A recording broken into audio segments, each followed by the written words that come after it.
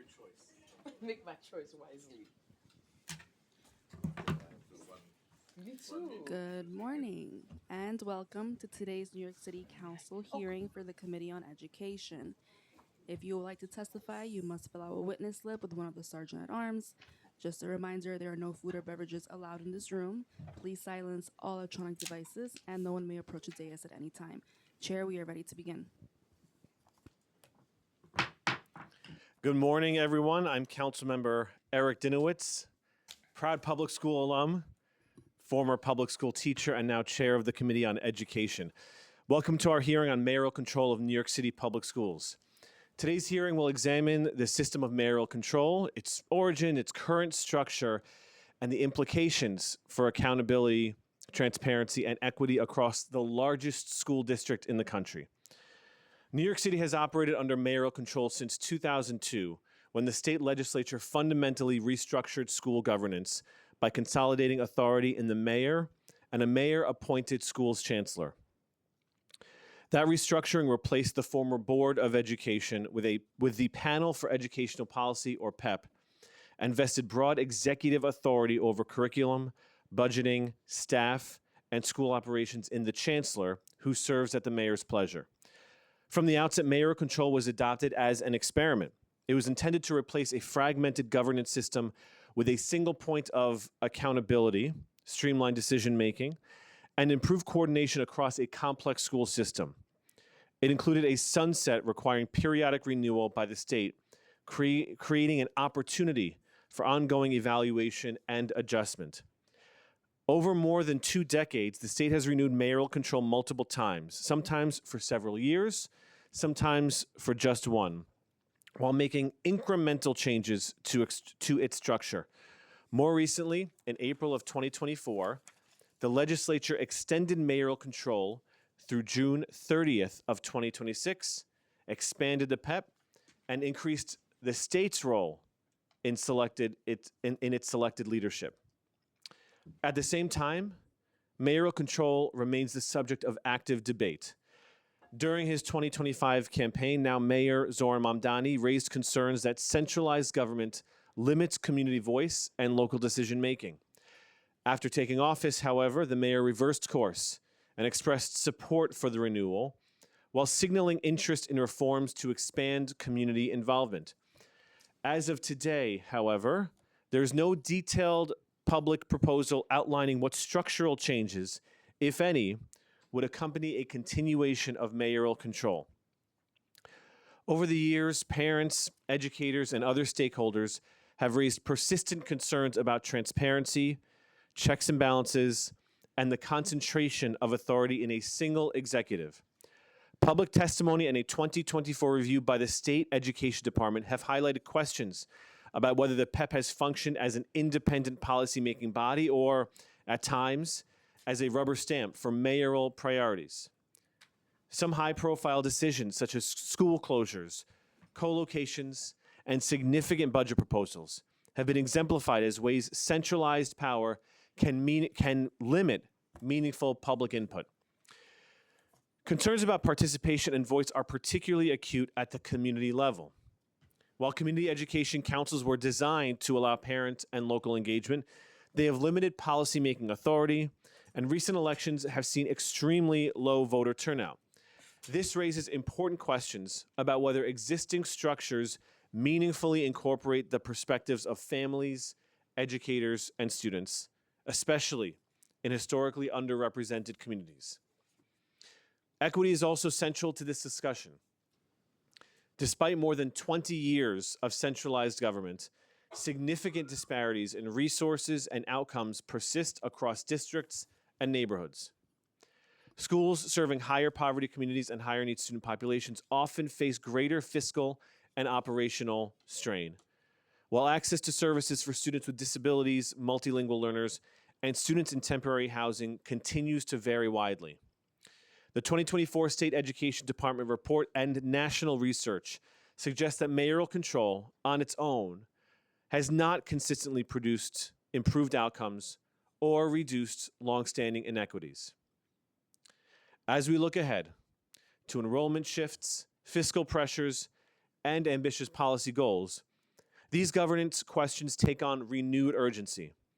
Governor Hochul has proposed extending mayoral control for an additional 4 years with few structural changes, while the mayor has expressed interest in reforming rather than dismantling the current framework. We therefore have a responsibility to examine what has worked, what has not, and what accountability mechanisms are necessary moving forward. At today's hearing, the committee seeks to understand how the current system of mayoral control shapes decision-making at both the citywide and community levels, whether existing oversight and participatory structure are sufficient, and what reforms are needed to ensure transparency, responsiveness, and equitable outcomes for all students. I don't see. Is the public advocate here? Thank you. We will come back to the public advocate. I look forward to hearing today from the administration and, of course, from all the witnesses who are here. And I would like to thank my staff, my Chief of Staff, Jenna Klaus, and Adam Sarpoli, my Ledge Director, the Education Committee staff, including Council Alejandro Carvajal, Senior Policy Analyst Chloe Rivera, Policy Analyst Katie Salina, and Financial Analysts Andrew Lane Lawless and Grace Amato for their work on today's hearing. And I would like to thank Regina Paul, the former policy analyst, for her moral support through life. I would also like to thank my colleagues who are here, council members Nycc, Wong, Joseph, and Lewis. And Councilmember Schulman is here on Zoom. Let me see. I would like to remind everyone who wishes to testify in person today that you must fill out a witness slip, which you can find at the desk of the Sergeant at Arms near the entrance of this room.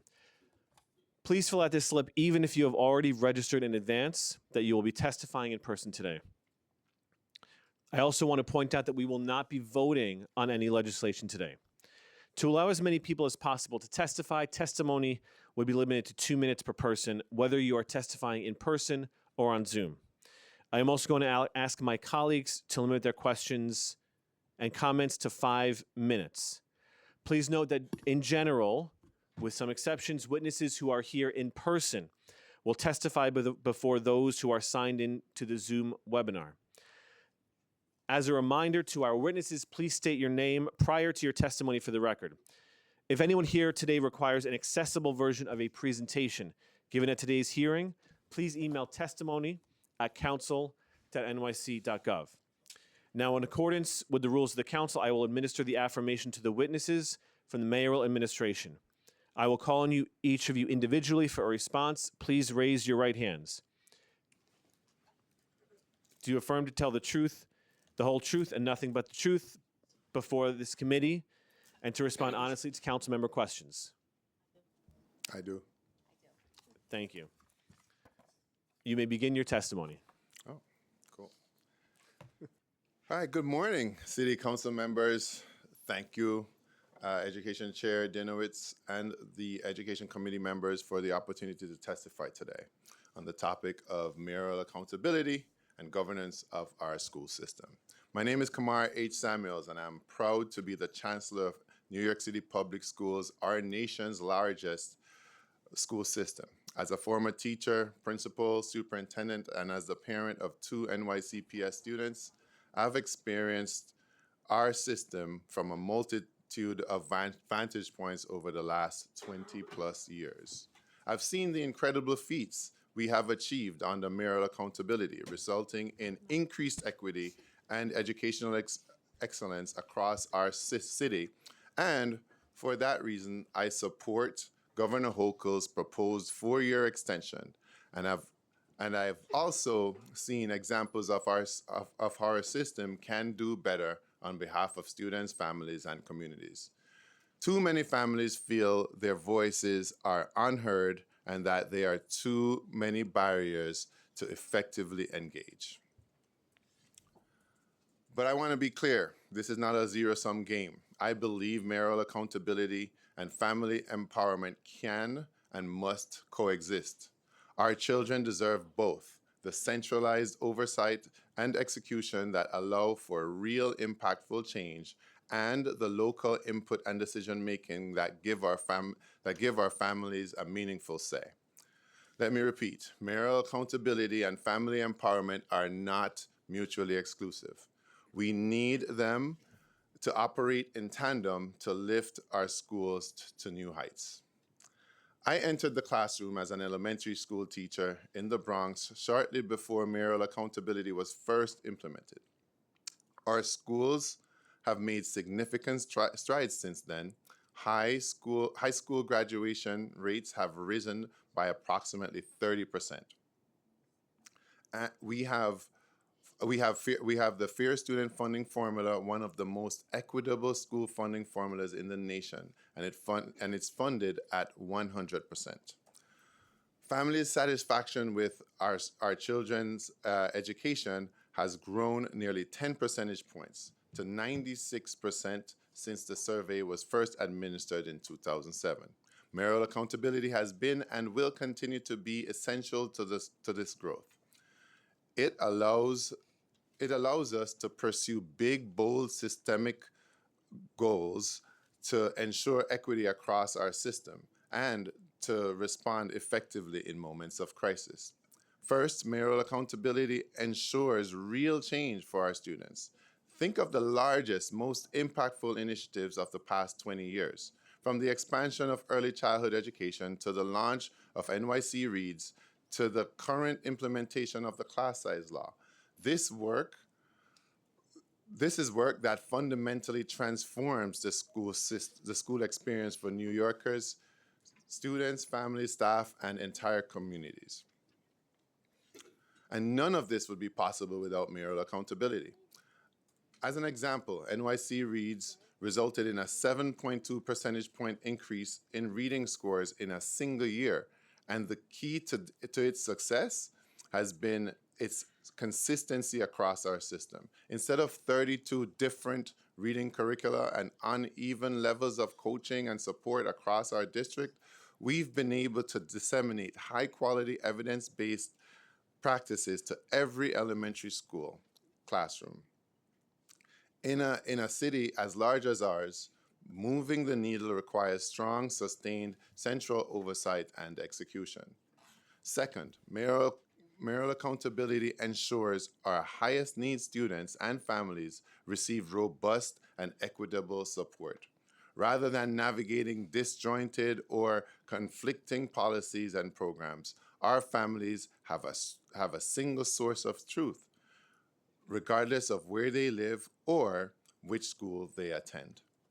Not only is there a clear point of accountability, a single entity the public can hold responsible for outcomes, but with centralized governance, we can apply an equity lens to everything we do, such as allocating resources, programs, and staff. This means that our most vulnerable students, including our students with disabilities, multilingual learners, students in temporary housing and foster care, and more, are never pushed to the side. They are consistently front and center in our work. For instance, we added a weight to the Fair Student Funding Formula to support students in temporary housing in direct response to changing community needs. We've also been able to prioritize community schools in areas where students and families could benefit most. And while the work is always ongoing, we've made major strides in providing excellent special education programs and services citywide, because we've been able to centrally plan, prioritize, and set policy across all districts. And third, mayoral accountability allows us to respond effectively in the face of challenges and crises. From the recent pivot to remote day to the current anxieties around ICE activity, we've been able to act quickly, decisively, comprehensively thanks to mayoral accountability without contradictions, confusions, or delay that would impact school safety and student safety. In the case of the recent storm, we made a single citywide decision instead of dozens of localized ones to go remote, notifying and preparing families and schools well in advance of that Monday morning. Plus, thanks to the work we did during the pandemic to ensure digital connectivity, we had enough devices for every student. a feat once considered near impossible. And in 2022, NYCPS launched Project Open Arms to coordinate wraparound services for immigrant students and families across 5 boroughs. The team streamlined enrollment, stood up trainings for staff and families, provided supports in areas ranging from transportation to health, partnered with the Mayor's Office on Immigrant Affairs and city agencies, and more. In each of these instances, mayoral accountability allowed us to leverage the full force of city government in service of our students and families. As a superintendent, I felt the positive impact of this governance structure directly. I was able to implement New York City Reads uniformly and effectively because I received dedicated funding and comprehensive guidance from central offices. I was able to serve newcomer students, connecting them with city and community resources because there was a shared priority across city government to mobilize support. If not for this central cohesion, superintendents and schools would be on their own, each operating as their own island without common resources, consistent supports, or collective wisdom to come from functioning as a unified system. In other words, a centralized governance structure is not about undermining schools at the local level. On the contrary, it supports and improves them. We know, however, that mayoral accountability cannot exist in a vacuum. It only works when paired with strong family empowerment practices that bring our families to the table. I know this to be true both as the chancellor and as a parent myself. I am so proud of the work our system has done and will continue to do to engage families and communities in innovative ways. On top of the engagement structures outlined in state law, including community and citywide education councils, school leadership teams, parent associations and parent-teacher associations, and more, in the past several years, NYCPS has launched community working groups, advisory councils on issues that are top of mind for families, including students with disabilities, multilingual learners, fair student funding, and class size. Additionally, as the panel of education policy has grown, we've launched PEP-specific working groups on topics ranging from busing to data privacy, while the PEP has also formed its own community-driven committees and special commissions. Moreover, we've created and strengthened family support structures from forming a parent coordinator advisory council to launching new programs like NYC Reads, Ambassadors, and Family Connectors, empowering thousands of families and community members. We've expanded our covered languages for our translation and interpretation as well, from 9 languages to 12 to improve communication between schools and families. These are promising starts, yet I am keenly aware that there is still much more to do. I am committed to ramping up this work significantly in the upcoming months. After all, we can talk about improvements all day, but if families are not feeling those impacts, if they're not feeling involved in decision making, then we need to do better. We need to pursue not just engagement, but true empowerment of our families. To that end, I am already meeting with parent leaders, advocates, and community members from across the city to gather their feedback and input into family empowerment. Second, I'm excited to share that my community conversation series, Open to Families, Students, Staff, and Community Members, begins tonight in Staten Island. During these series, we'll be making 10 stops total, 2 in each borough, to hear directly from our community on this and other key issues. I've also been busy visiting schools. Within my first 60 days on the job, I will have visited all 45 of our superintendencies across the city, meeting with parents and community leaders, school staff, and students. Additionally, my team and I are developing new ideas for how we can enhance our family engagement mechanisms for increasing flexibility around SLT meeting structure, from increasing flexibility around SLT meeting structure to further empowering our parent coordinators, to increasing CEC partnership and participation. I look forward to sharing these ideas with you in the upcoming weeks as we continue to refine them, and I hope to hear from you directly as well to gather your input and ideas. Ultimately, I believe that both mayoral accountability and family empowerment are necessary features of a strong school system. We know that our students achieve when families, communities, and schools collaborate, and we need to continue nurturing this collaboration and strengthening ties with families and communities. This approach, paired with a clear accountability structure that enables equity and excellence, will ensure our students have the high-quality schools they deserve. Thank you. Thank you so much, Chancellor, and thank you for being here and for your testimony.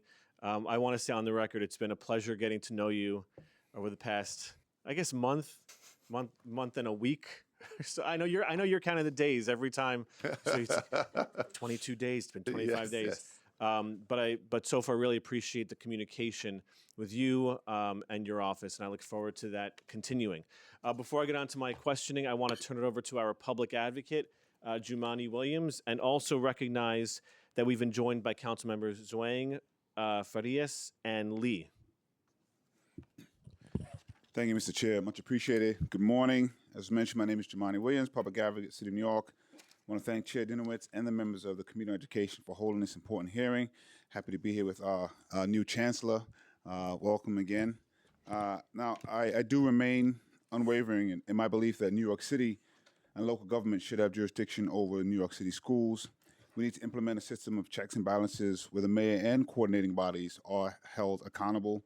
There are various models that give local government and the community some more control over what happens in their schools. I have, since Mayor Bloomberg, been opposed to mayoral control and more support of municipal control. Governmental bodies, including the city council, could take a greater role and work in tandem with the mayor in assessing the needs and constraints of New York City education system. Minimally, although there are different models, minimally the city council, I believe, should have advice and consent on who the chancellor would be when it comes to New York City public schools. Optimally, the entire school community can have a say in their own governance, as they often know best what's needed. As intergovernmental collaborations and partnerships continue to expand, New York City public schools are very much often feel siloed entirely under one mayor. Our children's education should not be dependent on one person, especially during a time when we need heightened collaboration. Now, one person is great if that person is very good. If that person is not, it is a high risk and high reward. So this is not about any one mayor or one chancellor. I'm excited to see what the chancellor is going to do, and obviously I'm excited about this mayor, but I think it's a long-standing criticism of the way the systems are set up. Under mayoral control, mayors have gotten away with decisions that were harmful to New York City youth, parents, and communities because they didn't have any other way of recourse when something went wrong. The problem with mayoral control, again, is not just any one mayor. Simply put, one person controlling New York City public schools does not allow sometimes too often for students and parents, community members to have a true say in decisions related to our schools. Other major cities like Chicago, Los Angeles, Detroit, and Oakland have moved away or are moving away from mayoral control models of school governance. As New York City students and families continue to recover and cope with the stress, trauma, uncertainty, and upheaval of the COVID-19 pandemic, it is more important than ever to be working collaboratively to provide the academic, social, emotional, and physical and mental health services that our students need. Many pre-K and 3K students with disabilities are unable to find seats in the special education programs. Many disabled students and students in temporary housing or foster care do not have reliable bus services to get them to schools. We can create a system with some additional checks and balances where the mayor and coordinating bodies are held accountable. Governmental bodies, including the city council, can take a greater role and work in tandem with the mayor in assessing the needs and constraints of New York City education system. Various advocacy groups and organizations already look to the city council to create change, but as the law stands, they sometimes are unaware of the limitations that this body has in the education system. As mentioned, the hiring of a school's chancellor should not be a unilateral decision made by just one person.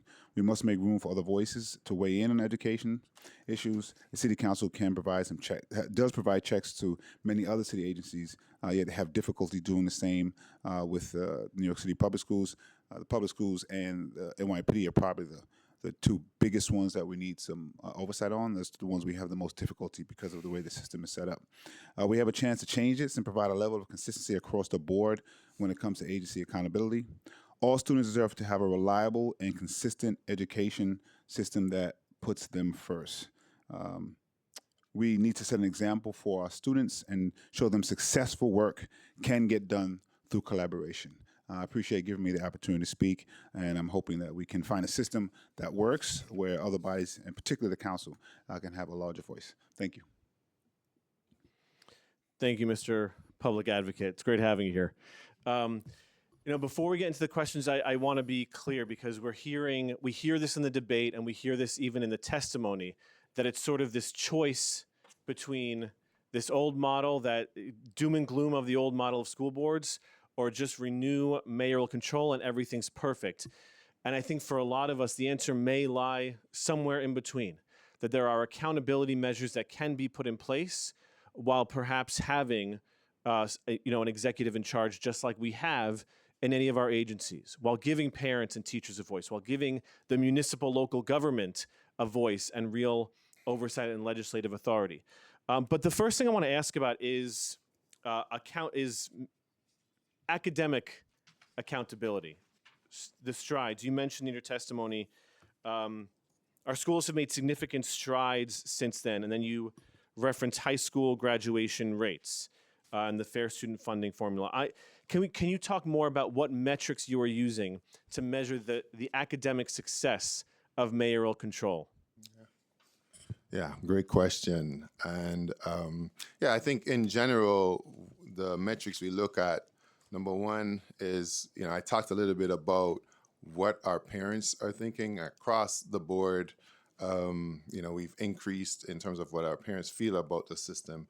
But specifically, we look at, obviously, test scores, graduation rates, and I think over the last 20 years, we've certainly focused a lot on on the NAEP scores as well. So for example, fourth grade reading, in New York City, we've gone up, about 6 points, which is not hugely important, or huge, not huge, but when you think about it in the context of the rest of the state has gone down 10 points, right, in NAEP scores. In NAEP, in eighth grade reading scores, we've gone up 7 points, and the rest of the state has gone down 10 points. When we think about grade 4 math, we've gone up 12 points. The rest of the state has stayed flat. In eighth grade math, we've stayed flat, and the rest of the state has gone down 10 points. And that, similarly, when it comes to high school graduation rates, talked about the increase of 30 points over the last 20 years. But in that time, our black and white gap, racial gap, has closed by 14%, and our Latina gap has closed by 17 points. When it comes to post-secondary enrollment, that means our kids of a ninth grade cohort, how many of them have enrolled in post-secondary education? We've seen an increase of 23 points, right? So we've moved significantly in the right direction. We also look at AP exams, right? The number of kids taking AP exams have more than tripled between 2006 and 2024, up by 247%. And then compare that with a national average of 130%. So in many different metrics, we look across a diversity of metrics, and in many of these metrics, we've seen significant increase.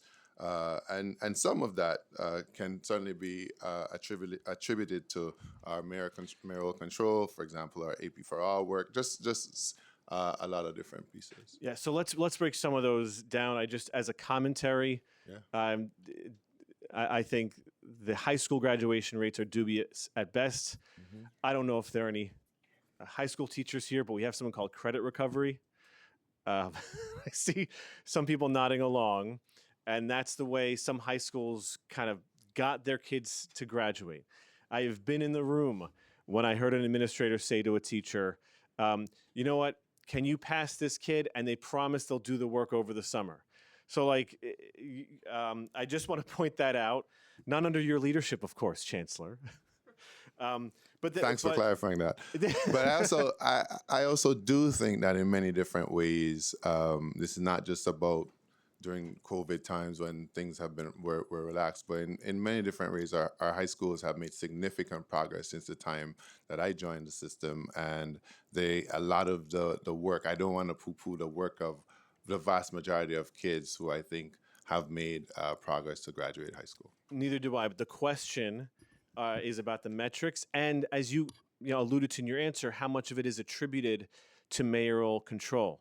And generally, over the past almost quarter century since this has been implemented, that the NAEP scores have actually remained like pretty stagnant, pretty straight. And compared to the rest of the country, do you know how the NAEP scores have done to the rest of the country? I don't have that number in front of me right now, but so as I say, I'm sure one of your team we can will try to text get it to you, that for you. but I believe there's no statistical difference in the NAEP scores, for example, as you referenced, between New York City and some of these other places that have a variety of governance structures. And so the question for me is, how has the current system improved or supported student achievement?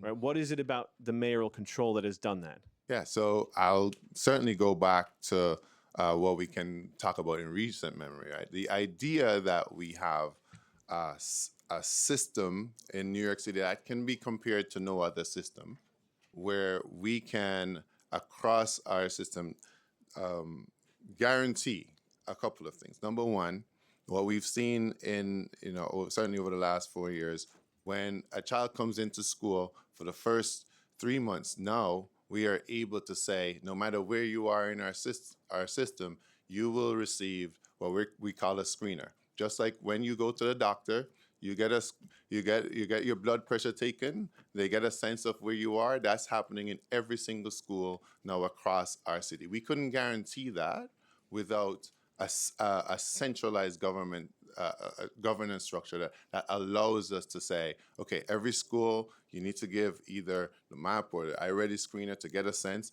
And then on top of that, now we have a centralized curriculum, right? Where we're able to say across our system, for grades grades K to 8, we have a very defined curriculum so that teachers have a roadmap as to what to do when they enter the classroom. We would not be able to do that without a system level strategy that we've been able to implement. So I think, and that work has certainly led to significant increases in our ELA scores. Thank you. I want to note we've been joined by Councilmember Krishnan and Wrestler. Thank you. Wrestler. Oh, there he is. Why are you sitting there? Come closer. A lot of people came out to see me. Okay, no, okay. That's very good. That was a good line. So thank you for that. I just want to push back a little bit because there's this assertion that the only way to do any screener would be for the mayor or the chancellor to do it.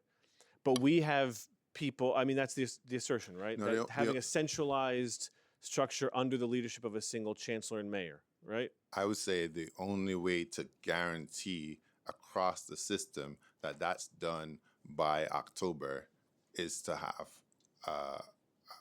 a centralized body, yes. Right. There's another way, which is to have the city council, right? We are able to pass legislation, but there's this thing in the state where we're not able to legislate in the same way we do other agencies, the Department of Education. And so would the DOE, is it the position of the DOE, because we share the same goals, right? There have been discussions about screeners at this level and at the state level. And would the DOE be willing to grant more legislative authority to the New York City Council so we can share in those goals and partner and ensure that these citywide initiatives are implemented? Well, as you know, I'm in support of the governor's extension of mayoral control for the next 4 years. I would say that we have we have guaranteed this already, this screening process already. We have it in place. We have centralized curriculum in place. I think we've partnered, as you know, in special education and the reports that we do to the council on special education. And when we are required to do those, we will happily abide by that. And so, you know, whatever laws come into play for us, we're happy to abide by that. But I for- just want to make sure the Yeah. position of the DOE is a straight extension and not to grant the city council, who are representing 51 different districts, who represent, you know, people just like the mayor, closer to the ground. The position of the DOE is that they are not interested in considering working with the council to grant more legislative authority, just as we do over any other agency. So I think the position of the DOE is to continue to work with the council in the ways that we can and will. We're always open to that. But when it comes to the governance structure of mayoral control or mayoral accountability, we believe in it. It's been shown to have a significantly positive impact on our system from our perspective. And we certainly don't want to, like you said, it's not necessarily a dichotomy. We certainly don't want to go back to what it was prior to mayoral control, but we are open to partnering with the council as we always have. Thank you. Again, I do want to push back on it's been shown to show, as is, this great change in student achievement. I think I think that statement is dubious at best, especially when looking at more broad-based scores like the Nycc scores. I think, as I mentioned, the graduation rates that's questionable, and that could be changed based on certain policies that are implemented by mayoral control. And that's absolutely not to take away from the incredible work that you and I have seen going on in our schools. But when it comes down to this, when we're talking about numbers, we also know that when you are measured, when your success is measured on a graduation rate, you're going to get that graduation rate up, you know, no matter what, at whatever cost. So I want to turn it over to my colleagues. We're going to come back. I have some more questions. I want to recognize that we've been joined by Councilmember Gutierrez, and I'd like to turn it over to Councilmember Joseph for questions. And we've also been joined by Councilmember De La Rosa.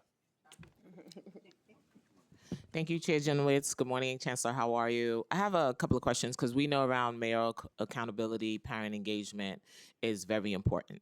So, in the last CEC election, we saw a 2% voter turnout in 2025 election. What does that indicate about community engagement under mayoral control, and what steps will be taken to strengthen CEC authority and participation? Because if we're really looking for parent engagement, that was a big doozy. So I would love to see how we're going to move forward and fix that. Yeah.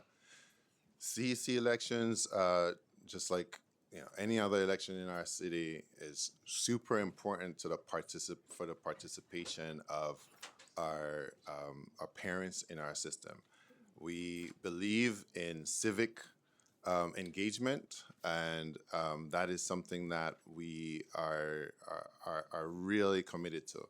I think the job of the department over the next 4 years is to figure out how to increase those numbers and to really make sure that our parents see the value in participating in CEC. We did see an increase in the number of people who applied, but we continue to really work to make sure that the participation rate is improved. And I want to turn it over to our Deputy Chancellor, Christina Melendez, to talk a little bit If we have almost 900,000 students in the system and only 2% participate, That's true. I could do the math.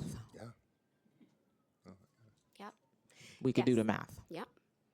Then math is not mathing at all. Or maybe it is. But absolutely, Chair, Councilmember Joseph. Joseph, thank you. The number of Sorry, applicants. I'm as sorry to interrupt. Can you just state your name for the record? Christina Melendez. Thank you so much. The number of applicants did increase by 24%, which means that for us, much of the work that we have done around making our families aware of what does it mean to be a CEC member, what does it mean to be part of this body, and how powerful this is and could be influential to your community, that work was done better, and we're definitely open and committed to continuing to grow that with some other outreach opportunities, which currently we are doing in light of the 2027 elections, making sure that families go to these meetings, that they understand what this body is. And then but we did see a decrease in the voter turnout. But some of the candidates, their name wasn't even on the ballot. So there was a lot of missteps. I would love to see how you plan to correct that in the future, engage parents Yep.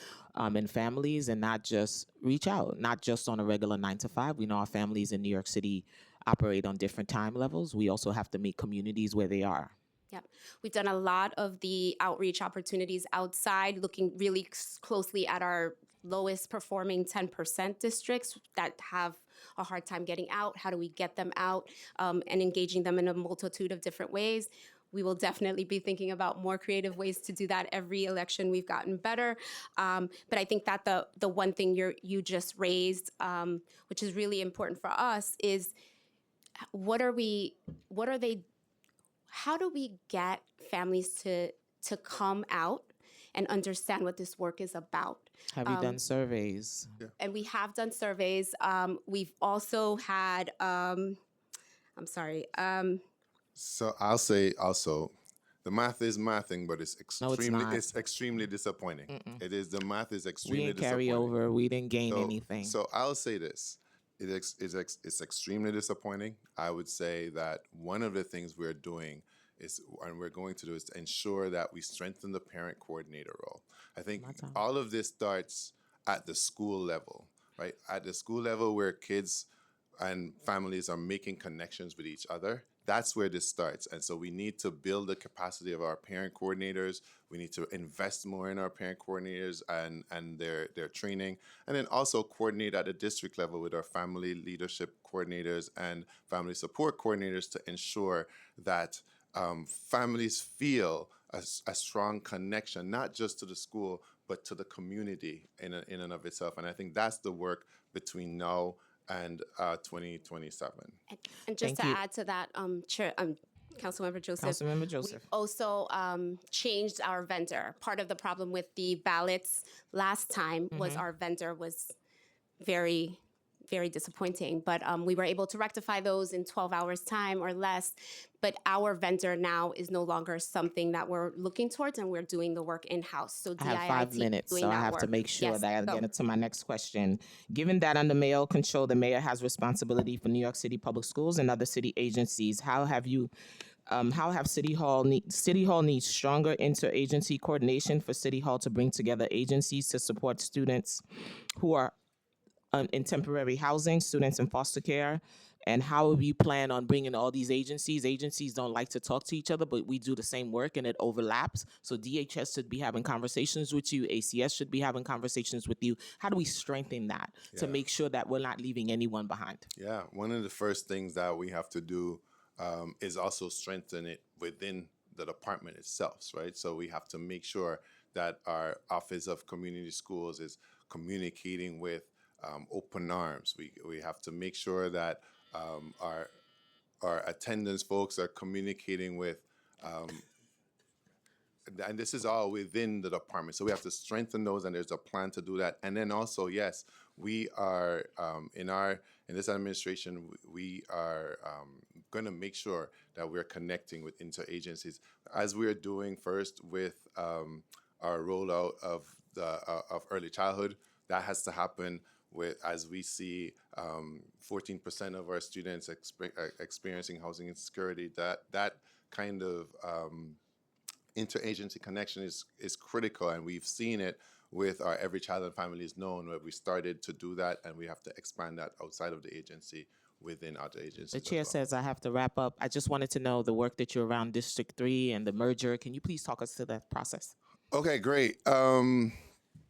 So I think we've been in conversations or in District 3 for over a year, and this is a very, very important precursor to how I plan to deal with parental engagement. So, we first start with a problem that the community is facing.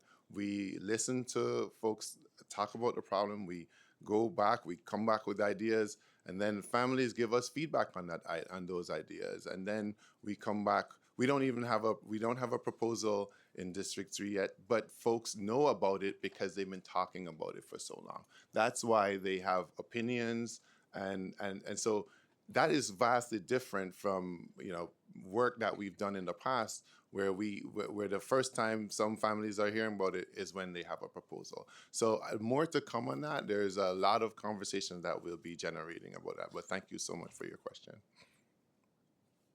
Thank you, Councilmember. I want to follow up on what Councilmember Joseph said about our CECs and the parent engagement, because the question for me isn't just like, what are you doing more to engage? My question is, what is in the law that is requiring you to do this engagement, and not just engagement, but involvement? And we've gotten complaints that even though it's by law, these trainings exist, the training for CECs is not robust enough, that SLTs used to be brought together, not so much anymore. And so, one, as a policy, are you willing to do more robust training and engagement and involvement with SLTs and CECs?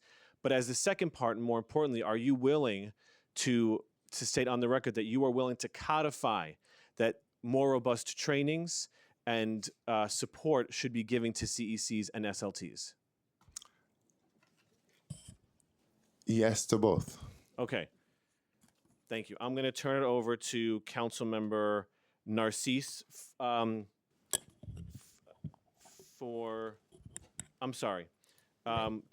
Lewis and then Narcisse for questions. Make up your mind. Councilmember Narcisse. Okay, And thank we you have- for my turn. I'm sorry, we've been joined by Councilmember Brewer. I'll take my time now. You right? Oh, thank you, Chair, and thank you, Chancellor, and your leadership here with you all that doing amazing work to keep our city moving with our children. One of the things that caught my attention is family engagement. This is one of the key, I would say very instrumental in order to move our children in the right direction. What kind of support are you really giving to the family, knowing that we have newcomers in our city and language barrier can be a problem, and so many other issues surrounding us, from shelter to moving around the city? How are you going to get the parent engaged? What are you willing to do? How far are you willing to go to make sure parents are engaged? Yeah.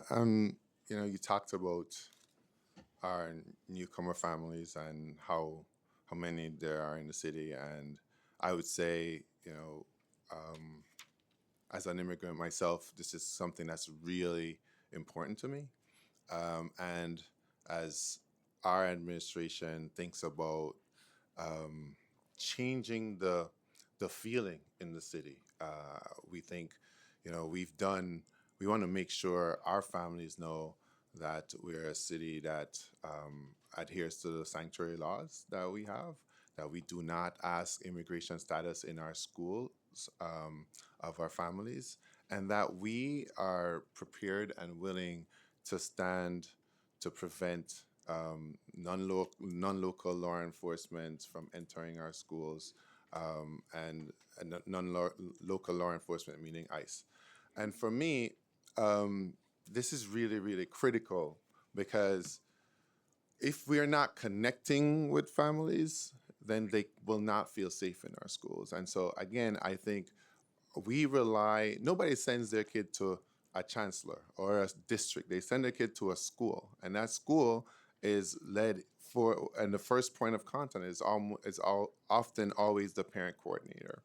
And we have some amazing work happening with our parent coordinators, and we need to figure out how to share some of those best practices, especially with the community that you're talking about, right? Especially when somebody is new.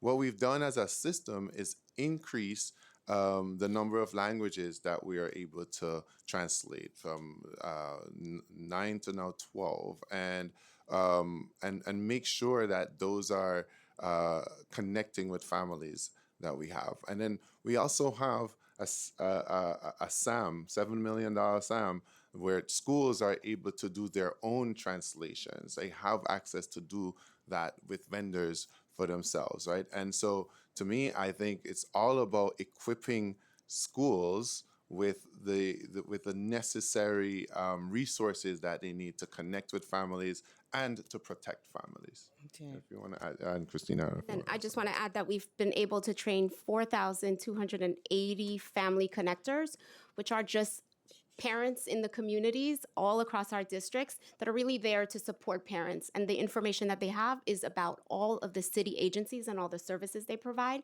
so that they can be that trusted messenger, because a parent will connect with a parent and say, I have this problem, right? And then they'll have some direction, some place to send them. That's really one of the services that our great city is providing. We've also trained about 5,383 family, New York City Reads ambassadors, families who just in every single language are able to understand what their children are learning in school around New York City Reads and what they can do at home with their children to support that work. And then another thing that the chancellor has also continued to support is this idea of the Hello app that helps translate everyone in real time at our schools. Thank you. This is important, but you want to add something because I don't have time. No. My time is limited. All right, go ahead. What example can DOE provide where mayoral control allowed the city to act more quickly and decisively than you otherwise? Yeah, well, certainly the most recent example would be the pivot to remote day, when we were faced with weather conditions that were adverse to students going to school. It was it required quick and decisive decision making, because we know that would have put us at a disadvantage with our 180-day requirement with the state. And so we decided to pivot to remote, and we gave every student who needed it had a device that went home, and we also were able to connect with families to make sure that they knew what the plan was. And so I would say that was one big one. But just to return finally to the last point, I think we ought to make sure that we're understanding that our newcomer families, particularly our families that are most vulnerable, that don't speak English, are a huge opportunity for our city. Because invariably, when those young people learn English and they understand academic English, they oftentimes outperform students who were never else. And that means that for our city, those are folks who are going to really be connected residents in our city that are going to move the city forward. So for me, that is what our schools are supposed to be doing, is providing that opportunity. I know my time is Councilmember up because Narcisse. I just been blessed with the clock. So one last question. In what ways does mayoral control help align curriculum, Yep. staffing, capital planning, and budgeting towards shared citywide priorities? Yes. Mayor Control does that. I'm going to leave it after that. Does all of that. So thank you for saying that. I'm going to Chair, you can have your mic back. Oh, thank you so much. Thank you, Councilmember Narcisse. And Chancellor, I want to thank you again for affirming all of our students' rights to be in the school, to be safe in the school. I think it's a value every educator shares. Like when a kid walks through those doors of our building, of our classroom, they are our charge. We take care of them and we protect them. And I want to thank you for reaffirming that. Thank you. I will now turn it over to Councilmember Wong. Yes, thank you. Thank you, Chancellor, for coming today. Thank you for having me. I served at my school board, Community Education Council 24. I served for 4 years, and out of that 2 years, I was president. And we passed various resolutions that gets forwarded to DOE. And it's my experience that a lot of resolutions just not follow through, and we had never heard them. There were no replies, no follow-ups. And my question is, what is being done to change that? Because we feel very frustrated that we have identified issues, and we pass resolutions, and then we felt that our voices are not being heard. And I think it's true for CEC resolutions in general. So can you talk about what's being done to change that? Thank you. Yeah. First of all, I totally understand. Having been a superintendent across 2 districts, this is something that I've heard for years. And so, one of the things that we've done now is to actually start having responses to the resolutions. Whether I can't guarantee that people will like the responses that they'll get, but we have now started to significantly respond to those, and so I'm going to turn it over to Christina to talk a little bit more about that. It's actually been codified in state law. That's one of our requirements to make sure that we respond, because you are absolutely right. For years, we never did. And it felt like we don't really have a voice here. And so now, not only is it codified in state law, but we've also been responding to all of our resolutions. And we're even creating themes around them and using that information to support our trainings and all of the things that our CEC members are raising. Yes. And I'll just add to this. Last year, I was a part of a superintendent CEC collaboration, right? And one of the things the CEC had started to voice was this. They were very upset with the presentation by the SCA, and they were very upset with not being clear around the Department of Facilities and the work that they did. And so, in response to that kind of outcry from our CEC, we had a project that we worked together, the Chancellor and I and the CEC partnered together, and we learned so much from that process that we've codified some of that work and disseminated it, and we're going to be informing the rest of the city around how to make sure we leverage the voice of the CECs to move the parent engagement agenda forward. Okay, thank you. Because we have to bring back and tell the parents all the ideas they gave us that led to many of these resolutions. Well, they want to hear a response more often than from CEC members. That's right. But it's important that we need replies and actions on these CEC resolutions. Thank you. 100%. I agree. Thank you, Councilmember. Can you clarify which in the state law, what requires a response from the DOE?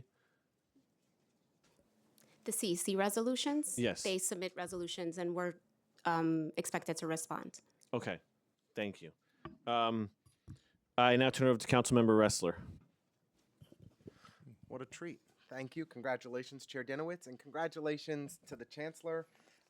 As the Chancellor knows, I was heartbroken when we lost him as our superintendent in District 13. Incredibly disappointed that he went to the Upper West Side, but I'm glad that he's back looking out for the kids. It's not, you're laughing because it's true. I was pissed. But I'm very pleased that the students in District 13 are under his tutelage once again, as are the students across our city. I think this was really a tremendous appointment by the mayor, and I'm really looking forward to working with you. And excited for you to build your team at Tweed and to navigate one of the toughest bureaucracies in city government. And I'm grateful that you and the mayor have leaned in on mayoral control. I similarly am committed to mayoral control and think it's the right system, or maybe, what do they say about democracy? I was going to say that it's the best system of government we got. Similarly, I think mayoral control is the best of our options, but I do think there are some opportunities for improvement.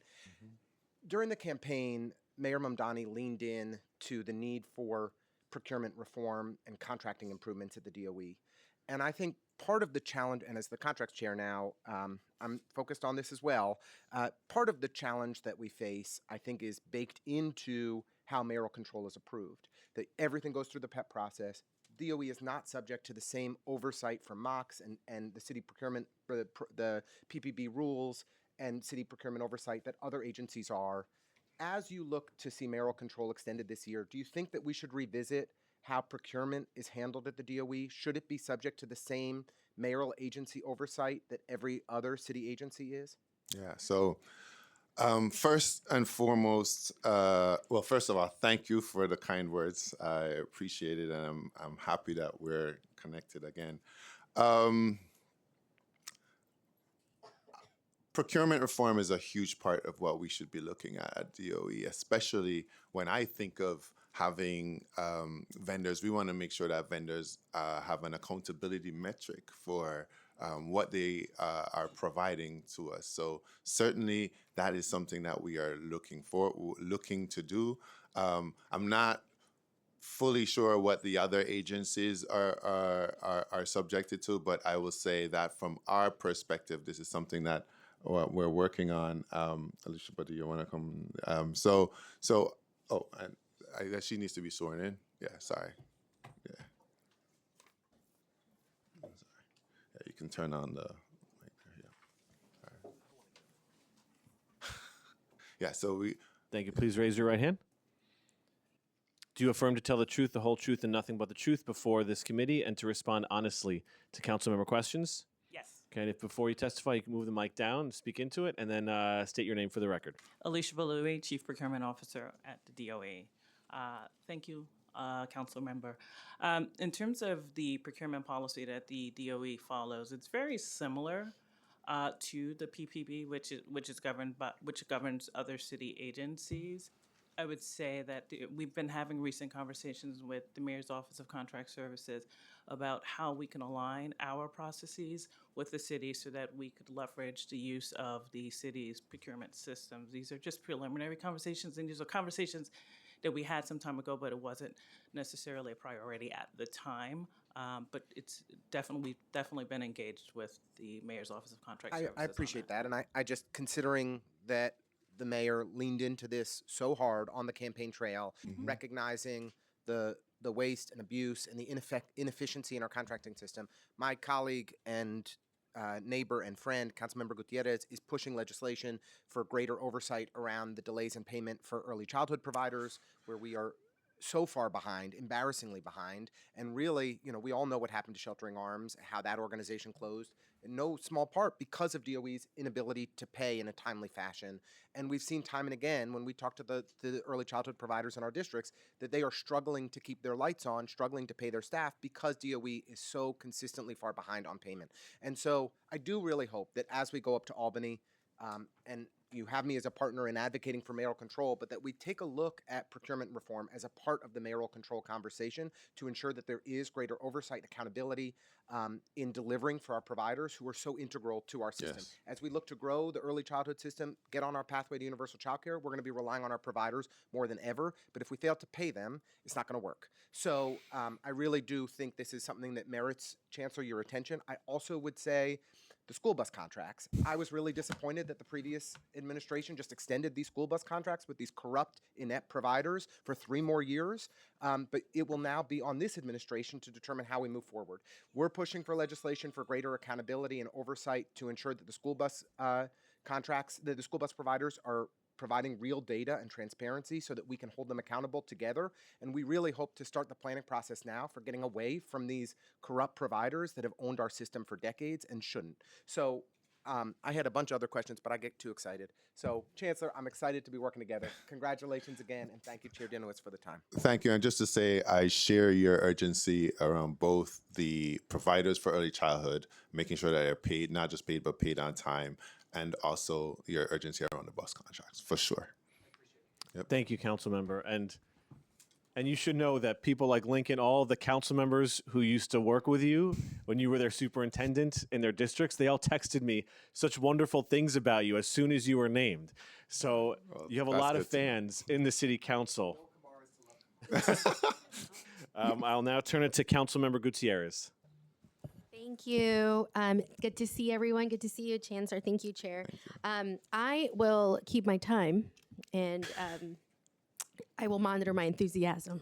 I will temper it.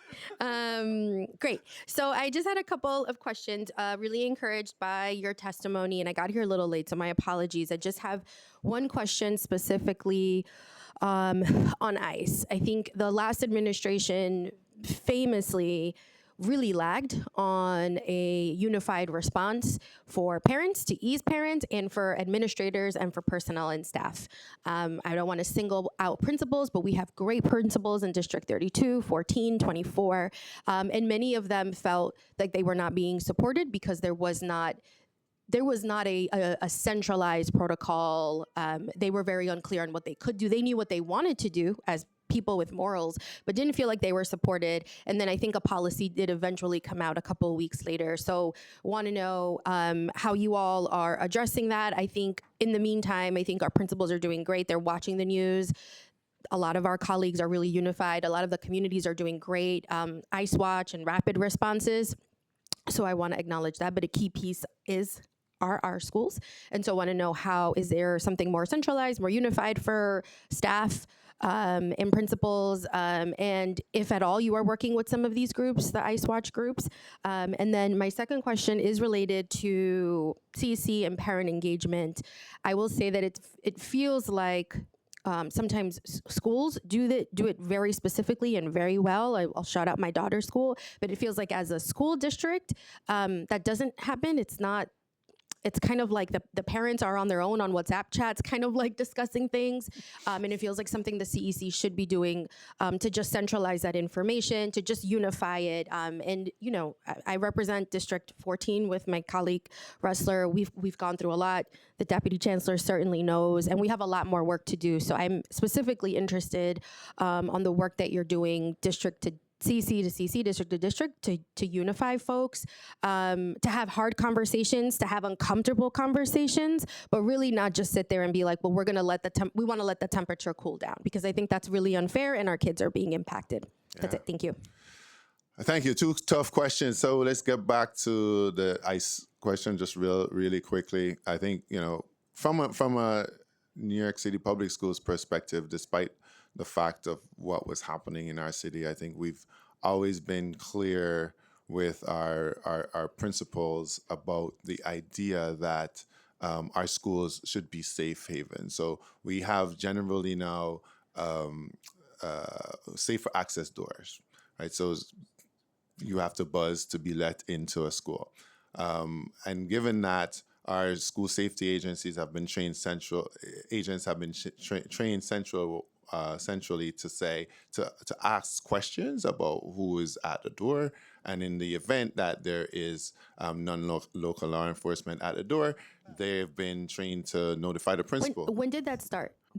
That has, I mean, that was in before. That was Okay, right. okay. I think what you're. It's true. I get it from my daughter's school. I'm just Yeah, curious. what you're pointing out though is that the environment has shifted, right? So while there might have been different messages coming from the media, from City Hall, from schools, right now the message is very clear, right? And it's as an immigrant myself, our mayor is an immigrant, we have a very clear message and very clear commitment that we are going to stand in defense. And we also have trainings that we've consistently done. And Donica, you want to add something here? And I just want to add, we actually just had a training yesterday that was open to all principals citywide, and those are ongoing. It was we do them virtually, we do them in person. And additionally, I just want to add that whenever there is an incident, everybody's on board. The superintendent, we get legal counsel on the call. We've had calls. I know just a couple of weeks ago, the chancellor went to visit a family that was in crisis at a school. So we are all hands on when we have incidents with ICE. It is a high priority for us, for our families to feel safe. So the training is ongoing. It continues. Training for superintendents is ongoing and continues as well. It's not mandatory training though. It's not mandatory, but we encourage all of our principals to participate in those trainings. Superintendents are monitoring also who's attending those trainings, and we know in certain communities there is a need for it, and so we encourage them to participate in those trainings. I think what you're getting at is the consistency across system is very sometimes difficult to get to, but I think over the last month in particular, we've seen more movement towards understanding what the administration wants to happen. And I think that same idea of consistency goes towards your second question about parental involvement. Because you're absolutely right. You know, I'm in a WhatsApp group myself as a parent, and those WhatsApp groups can get, really interesting. But I think from the system's perspective, we all need to make sure that we have a baseline understanding of what needs to happen in our schools when it comes to connection and parental engagement. Now, with CECs and across district, I think that's something that we should be looking into to think about how to create more opportunities for CECs to learn from each other, for CECs even at the district level to really be engaging this idea of understanding and disseminating best practices, because there are places in our city where CECs work very well together. They're everybody, they have the voting, everybody's there, but then there are other places that need support, and there's oftentimes the best people that give you support are the people who you're going through it with, right? So other CECs, and we obviously can play a role in supporting and facilitate that, and we should. Thank you, Councilmember. Councilmember Brewer. Thank you very much. We are pleased that you are the chancellor, but there's a lot of hell going on in District 3. I just want to let you know. My question is mostly on the PEP. The issue is, in the past, one of the reasons I think that we were talking about less mayoral control, and I certainly support mayoral control, was because the PEP didn't feel that they were in charge of anything. It was just the chancellor. So my question is, how are you going to change that? Because I do think, particularly with issues that come from the district, you do want to have some control. Yeah. So that's a very fine line. And I'm just wondering, how do you expect to manage it? Because, of course, when the school communities disagree with a central policy, they're all going to show up at the PEP. That's right. And I know who's going to show up soon. Yes. So when schools are really important parts of the city's ecosystem, and when we're trying to intervene in a school, it ought to be something that is transparent and something that where parents have the opportunity to voice what they need to voice. What I think some of the ideas that we have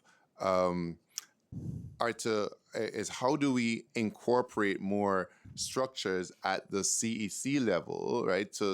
And how do we codify those structures so that families know that they have an official place to go before it actually gets to the PEP, right? And that there is deliberation there and thinking there about how we can operate.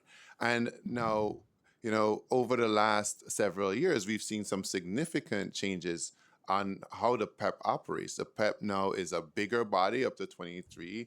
It has representatives that are voted on by CEC members. It has obviously borough presidents, members as well, and then also an independent chair, right? And so that is something that I believe is making the PEP a more deliberative body and a stronger body. And so for me, when families are voicing their opposition to, as Council Member Brewer, Gail is fine. Thank you. As you know, Gail, when I worked in the district, I looked at the major problems. In this case, we have a class size problem. We have a performance problem in one of our schools, and I wasn't going to shy away from the big question. And so the question is, how do we solve these issues together? We come up with ideas after hearing the problem, and then we get a feedback from our parents. Mm-hmm. Now, in one example, we're trying to phase out a school. We haven't done that as a system in years. That is not a Kamar Samuel's idea. We're doing that because we heard from some parents who said, "Oh, since I already chose to go to this school, I don't want to just be merged with another school. I want my child to finish their experience here, and that's why we made the pivot to think about that. That is not something I came up with, and so the ideas need to be fleshed out. Now, in the end, not everyone is going to agree with the idea, right? And you'll have some people who agree and some people who don't, and so we have to go with as best as possible, and a new superintendent will have to do this to think about what's best for the entire community. Okay, that all sounds good, except I'm stuck with 6 schools, so we're in that situation, and I'm trying to deal with it best I can. We'll continue to deal with it together. Oh my God. One other question I have is, we're all concerned because I would love every school to be excellent, but they're not. So I guess my question is, how do you look at a school that needs assistance and help? How do you look at that in terms of assessing it? What kind of policy will be of assistance? Now that's obviously a hard question because every school's different. That's right. But is there some kind of metrics? Because I see it. Okay. Oh, this is such a great question. And I say, yes, schools are complicated. However, there are several really dynamic metrics that you can look at. Number one, of course, we talked about test scores earlier. You can look at the test scores. Then you can go into the school and look qualitatively at what's happening. I've spent a lot of times in school really walking around as a part of my what we call principal observation visits, PPO visits, and otherwise. And then one of the key metrics is actually a learning environment survey. We can look at what do the teachers think about the school? What do the principals? What do they think about their principal? What do students think about the school? What do parents think about the school? You take all of those things, multiple measures, into consideration before you make a final decision, and then that also involves parental engagement. You know, some of our schools are having such a hard time, you know, finding the resources to have art teachers, finding resources to have robust arts, partly because the under enrollment of the school and they don't have the resources. And so we have to make sure that we're continuing the conversation with schools and families to say, look, when we think we can do a better, we can give your child a better experience, we will try to do that. Okay. But there are myriad of ways to think it through. Donica, you want to add anything? I just wanted to add that under New York City Reads and Solves, one of the things that we're doing is the professional development and the coaching. Superintendents can identify which schools need the most training, which schools need the most days of professional learning in their district, and they can allocate those days to those specific schools. So that is something that is being done very intentionally to support the most struggling schools in the system. Yeah. Okay. Can you let us know if we have those in our district? Not to say that we don't know, because we can do the same analysis. Yeah, you do. And we can follow up on how to do it. Thank you. Thank you, Councilmember. I just to clarify on the PEP, because we're talking about the PEP more. The chair, I know it was said he or she is an independent, but it is chosen by the mayor. I think So I'm gonna ask Katie. Katie, you want to come up? Well, no, I'm just clarifying for the record. It's from a list of but candidates. it's from a list of the Board candidates. of Regents, Yes, it's the speaker and the majority leader. Yeah, the from mayor a list of chooses, three candidates. and he can reject all three, and they'll do another round. So there is, I guess, some level of independence, but ultimately the mayor does pick who that chair is. So I just want to clarify that point for anyone who's watching. Sure, today. and I think something else that they've done, as we're experiencing now, the terms will be served out no matter who the mayor is, right? So you have folks on the PEP now who are mayoral appointees. We can't now remove them just because you have a new mayor. They'll serve out their term, and yes, that's an independent. There's a level of independence in the fact that they were presented by the regents and so on. Thank you. Councilmember Lee. Sorry, make.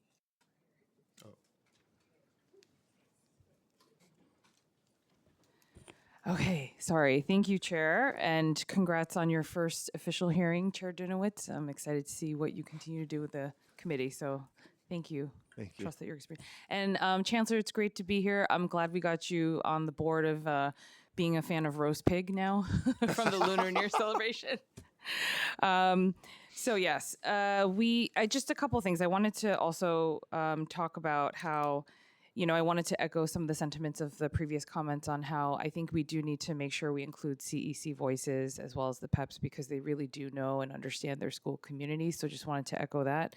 And also on the procurement contracting reform point, as someone who used to be on the provider side, I can say that, it would, in terms of efficiency, time on the staff for the nonprofit organizations and the groups that provide some of these services, having a more uniform system where they're not having to talk to different systems and input and upload things differently would be hugely helpful. And so I know that that's something that we've heard from some of the provider side as well. Okay, so my question, I had two questions.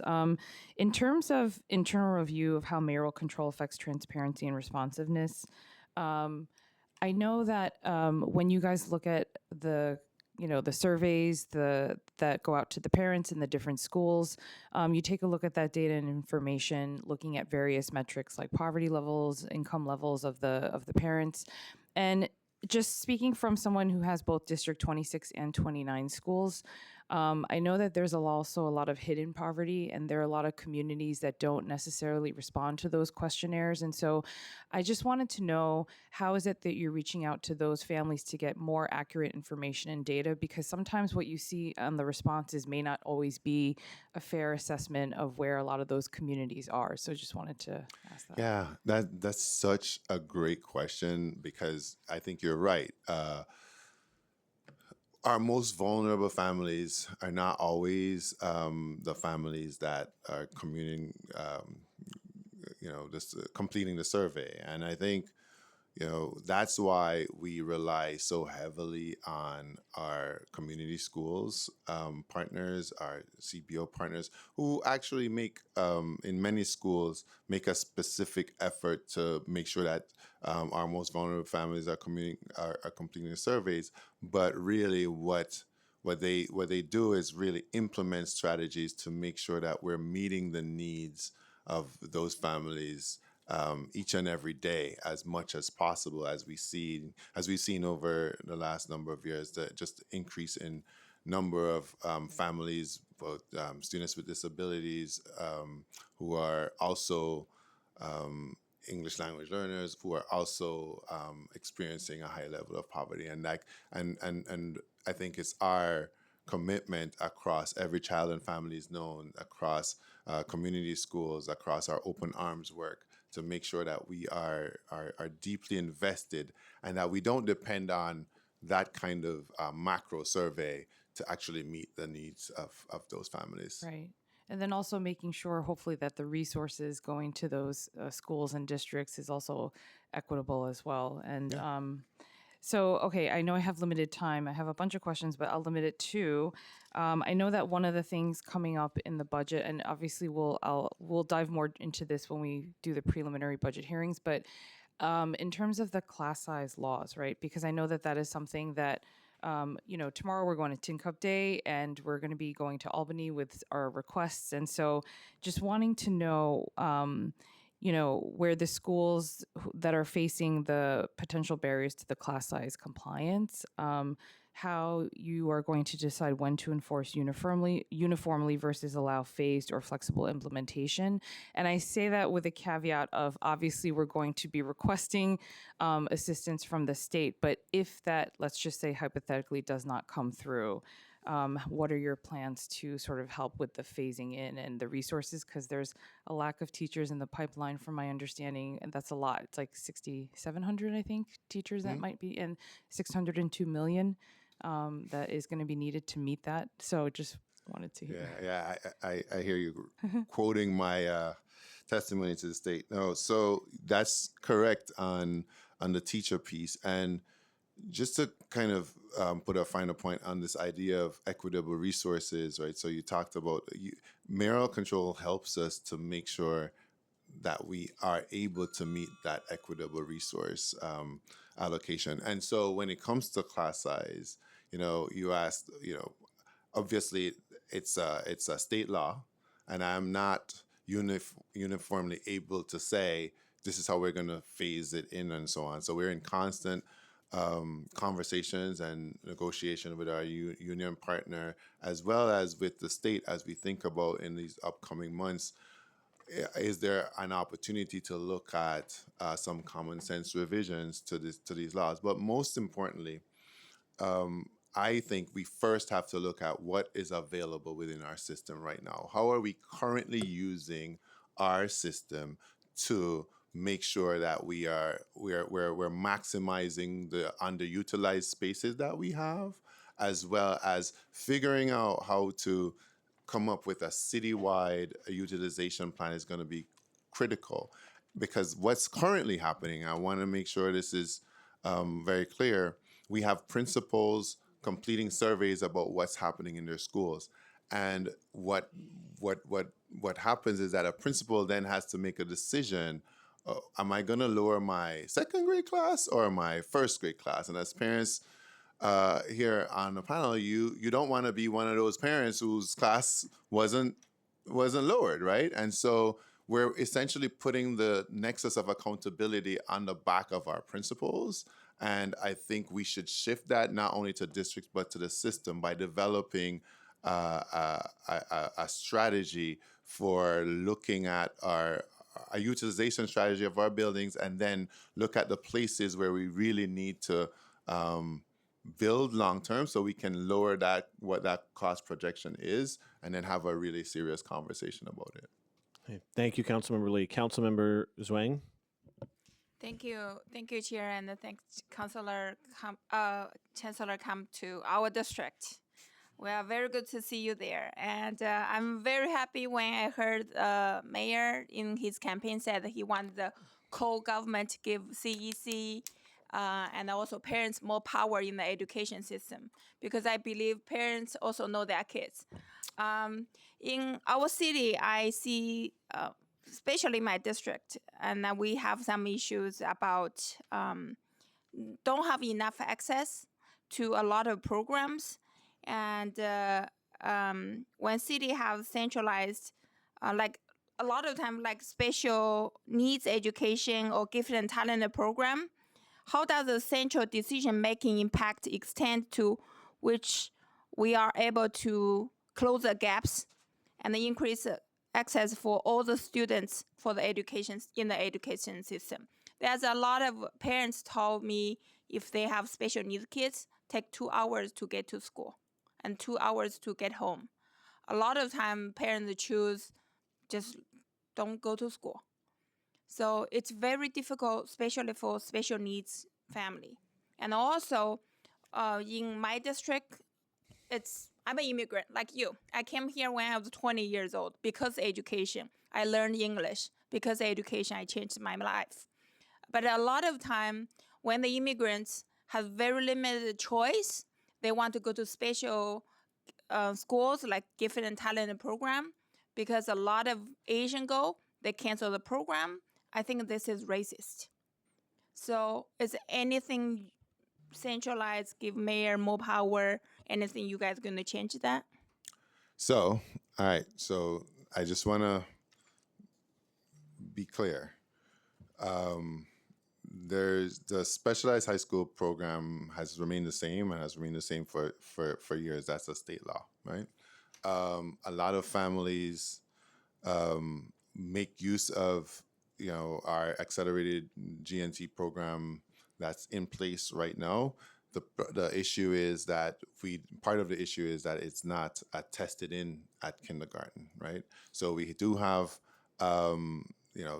several accelerated programs. I think the mayor has said that he's open to thinking about, if we have a test, could that, or an admissions criteria, it's more appropriate to do that at third grade. And I think so for me, when it comes to specialized high schools or GNT programs, the two are not necessarily the same. People lump them in the same conversation, but they're actually separate conversations. And so when we talk about elementary school and thinking about how we make sure that we have access to one, accelerated programs, right? Because a lot of our families want accelerated programs.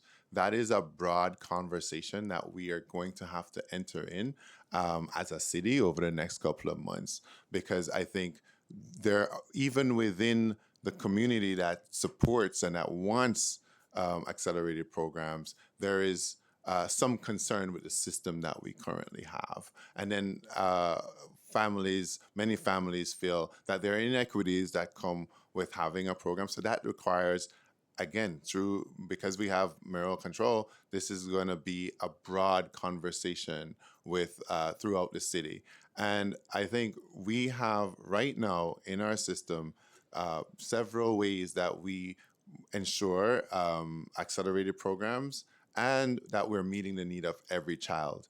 Every child needs. So we have a system called MTSS, which just makes sure that the principals have a system in place that if you are off track, you're going to get what you need. If you are if you're above grade level during that time, you will get what you need. It's really what they call it strategic reading periods or what I need periods.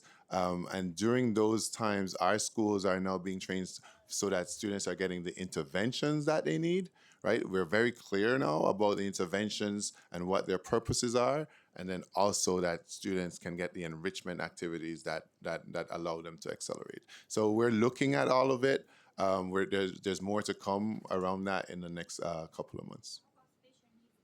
Yeah, so our students with special needs, our students with disabilities, they also need really early intervention. And so because we're clearer as a system about what good intervention practices are, they absolutely benefit from that. The issue of busing is a very serious one, and we take it very seriously.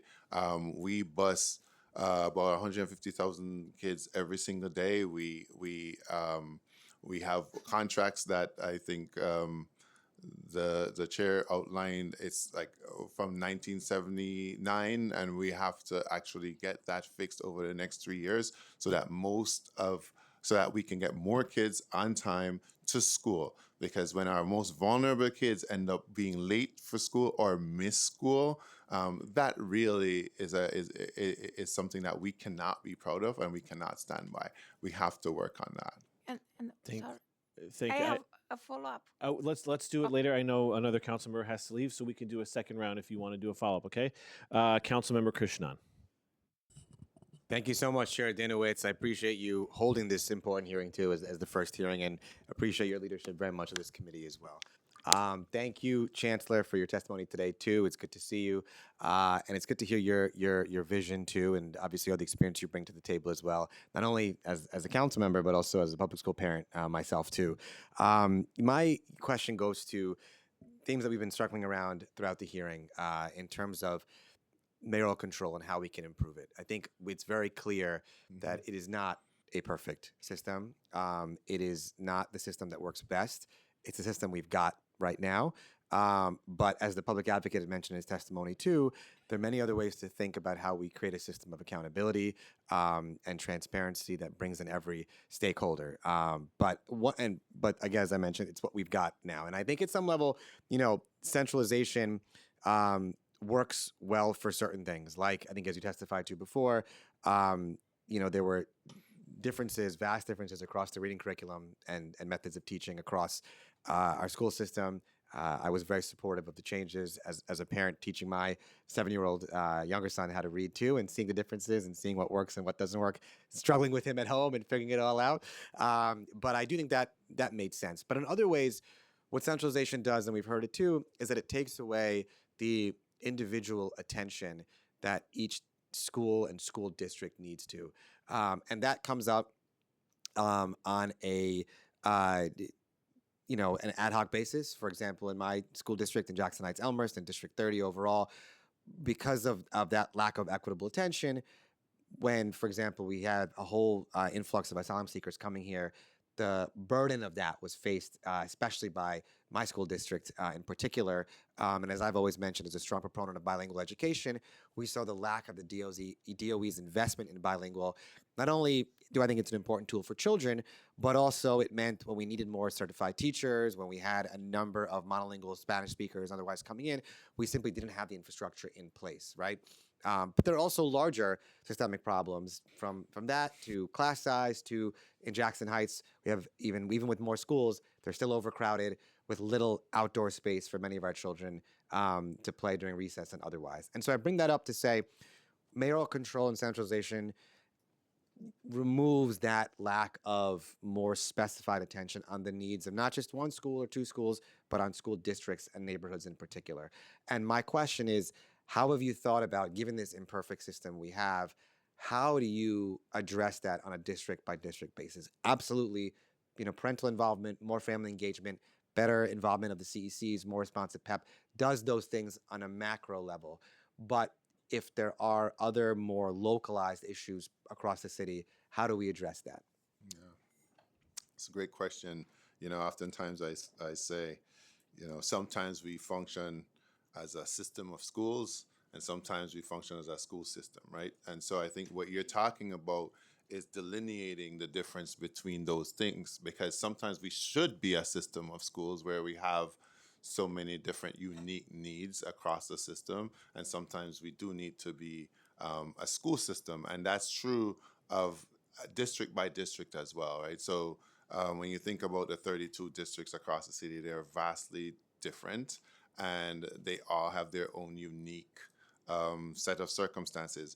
For example, what you described was a little different than what we experienced when I was superintendent of District 3, when we had the influx of New Yorkers. We had dual language programs that were under-enrolled, and we were able to prioritize the investment that those programs for students who were coming in. And we still had a shortage of multilingual teachers, right, or bilingual teachers. That is, I can't say that that's because of a lack of investment. Like when we think about class size and when we think about the need for more teachers, we have to work with the state. We have to work with our colleges to make sure that we are recruiting in a different way, because we have, you have folks who are bilingual but have not chosen teaching, right? And they choose other things, and we want to make sure that we are investing in the recruitment process to make sure that we're finding folks where they are, to let them know that there's nothing better than coming to the Department of Education, NYC Public Schools, to teach kids. And I think that's where I am incredibly open to partnering with the council to figuring out how we impact our recruitment process. And then, like you said, it's just important that we have connections across districts, connections across schools, to make sure that even thinking about a school down the block, sometimes you have schools not far away from each other experiencing the same challenge, and those parent coordinators may not be connecting, and so on. And so we need to make sure that we're providing more opportunities for that, so that the uniqueness of each school will be addressed outside of like the systemic issues. And I look forward to that partnership too. And I think that's just one area we've got to really keep in mind with as long as we have mayoral control, how do we elevate these issues? Individual schools will have issues, citywide there'll be issues, but it's that middle layer too, per district, per neighborhood, that I think right now the system doesn't find a good way to capture, but looking forward to our continue to work together. And as a former community school superintendent, I think that's where we have to leverage that space to make sure that that's happening. Thank you. Thank you, Chair. Thank you, Council Member. I will now turn over to Council Member De La Rosa. Thank you, Chair, and hi, Chancellor and team. Thank you for being here. I appreciate the conversation around parental engagement. I think in districts like mine, it's so important and across the city. So I want to thank you for those efforts. I do want to talk a little bit about mayoral control in terms of class size. You know, Chancellor, we were just in a meeting last week and we talked about enrollment and how enrollment doesn't always look the same across schools in same communities. And so one of the things that we've been thinking about is in this conversation around mayoral control, and I know some of my colleagues did ask about class size, but my question is more around what is the planning around the class size mandates that are in place right now, that are required by law, and the plan for how do we customize what enrollment looks in schools across districts? Because, you know, we talked about this a little bit last week, but, you know, in some schools, we have trouble getting folks to even enroll, and great things are happening there. And then in some schools, everyone wants to send their kids to those schools, and they're so over capacity that we have to literally build another school building in their playground. So what is the plan? Understanding that the class size mandates comes from Albany, but is there a plan right now as we have this conversation around mayoral control? Yeah, it's a great question. So first, one of the things you outlined was essentially how parents make choices for schools, right? And part of that is reputation, and some of our schools, while doing great things, may not have invested in like branding themselves and getting out there and so on. And again, I have to rely here often on the capacity building that needs to happen with our parent coordinators and with our family leadership coordinators to ensure that they're connecting with with a new crop of students, and really making sure that everybody is doing, has all they need and understand what they need to about how well and the resources that that school has. With regards to class size, I think it's very important that we look at how our buildings are being used now. So, for example, if you have a school up the block from one school that might be overutilized and then another school is underutilized, how do you create opportunities for them to for us to figure out how to use that to level the playing field even, or to make sure that we're utilizing that space.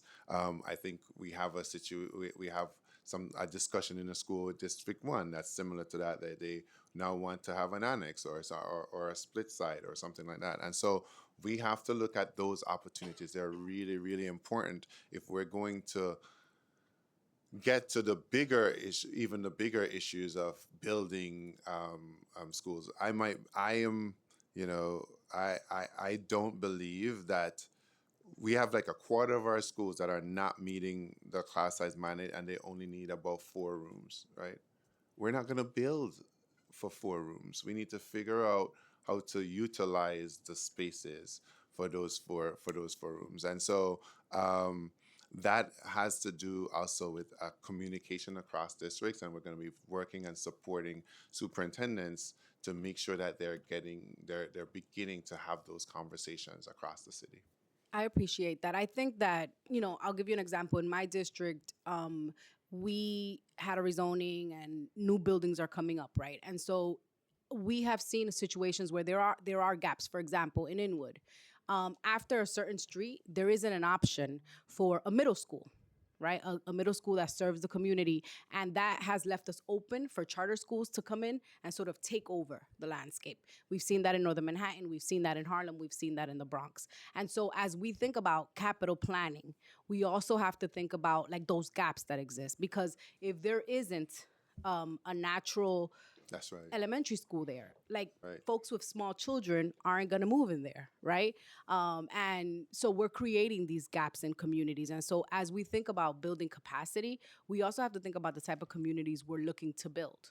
right? Because on this end, we're approving projects, saying, yes, we want more affordable housing, but that comes with families, right? And those families want to make sure that the school they're sending their child to is in the community, is walking distance, is available, is quality. All of those things go into this decision making. So I hope that we can work together on the capital planning side. I am completely committed to working with you to figure those issues out, because just like you've outlined, you have an area that doesn't have a middle school, right? I had the same conversation when I went to District 3, where in Harlem they didn't have a standalone middle school that they wanted to. And so we tried to figure out how to get that standalone middle school there. And that requires real hardcore conversations. Is it that you need a new building? Is it that you need to repurpose an existing school? So all of those things, I'm happy to work with your superintendent Renzo to figure that out. And then I just got a plug, Chair, I'm sorry, but paraprofessionals. I leave the bill here. We're gonna try to see if we can do something legislatively, but they are so important to the critical existence of a school building. And my colleagues have talked about special education. They're critical in that infrastructure, so we got to figure that out. Yeah. And we have to figure out how to get more of them to move into teaching as well. Unless they want to stay Fair paraprofessionals, enough. which is also like a totally great Yeah. career. And because I know for me, I've said this publicly, I would have had significantly more mental health breakdowns if not for my paras. Yeah, I'd be 100%. in a gutter somewhere I if not agree. for my paras. It's Sorry. But I think a know lot it's of- a true, lot though. of teachers, It's like funny true. because it's true, actually. Yeah. I want to go back to the PEP. This was brought up a number of times, not just at this committee hearing so far, but in a lot of conversations. It seems to be a real source of concern, but it's also the thing it feels leveraged by the administration to say, look, there's community input. But I want to ask, Councilmember Ressler mentioned about contracts, and the curriculum was brought up. These are things that are voted on by the PEP. Can you talk about whether it's contracts or choosing these large curricula, what transparency mechanisms are in place per the law that allow for public input and the digestion of that, and so You have an that amen corner allow and over here. require for public Yeah. input? Yep. So what I'll say is we have significant. We've done significant work in order to prepare our PEP members leading up to any kind of proposal, right? And so, in terms of our contract processes, this is I think my first PEP there was a contract. It wasn't a dispute, but the idea of AI being in our contract was an important issue, right? And so it was presented before, it was voted down. We went and we removed the AI from the process and from the vendor's AI piece, and then it was put up again and voted on. This is a matter of what, and so we were able to really work with our PEP to inform them of it's not necessarily the contract procedures, but what are in the they have several briefings, and I just want to invite Katie to talk more about how we brief our PEP from month to month. And I'm going to swear you in, but I want to clarify my question. Oh. Please raise your right hand. You got it. Do you affirm to tell the truth, the whole truth, and nothing but the truth before this committee, and to respond honestly to council member questions? I do. And so, Oh, sorry, maybe I didn't understand the question. no, you did no. But I want to clarify it. Okay. My question isn't around the preparation work that's done. My question is about, well, it's on that, but what requirement is there? And I'll just share that I see. Yeah. we've gotten a lot of feedback that PEP members aren't even provided the contract. They're not even allowed to see it, and they're expected to vote on something. That the public, the last day for input is the day of the meeting. And you compare that to other city agencies, and I know you testified earlier you're trying to align it more with city contracts, what the rest of the contracts do in the city. But for agency rulemaking, there are days and days and days of public input, and then it is after a certain time that decisions are made based on the public feedback. And so those are some of the stories that we've heard about the PEP, but please, if you wouldn't mind. Yeah, so I'll just clarify that, you know, the part where the panel reviews and then votes on a contract is the end of a often lengthy contract process that starts often with an RFP or an RFI and could happen up to 2 years before, you know, the part that we see at the panel.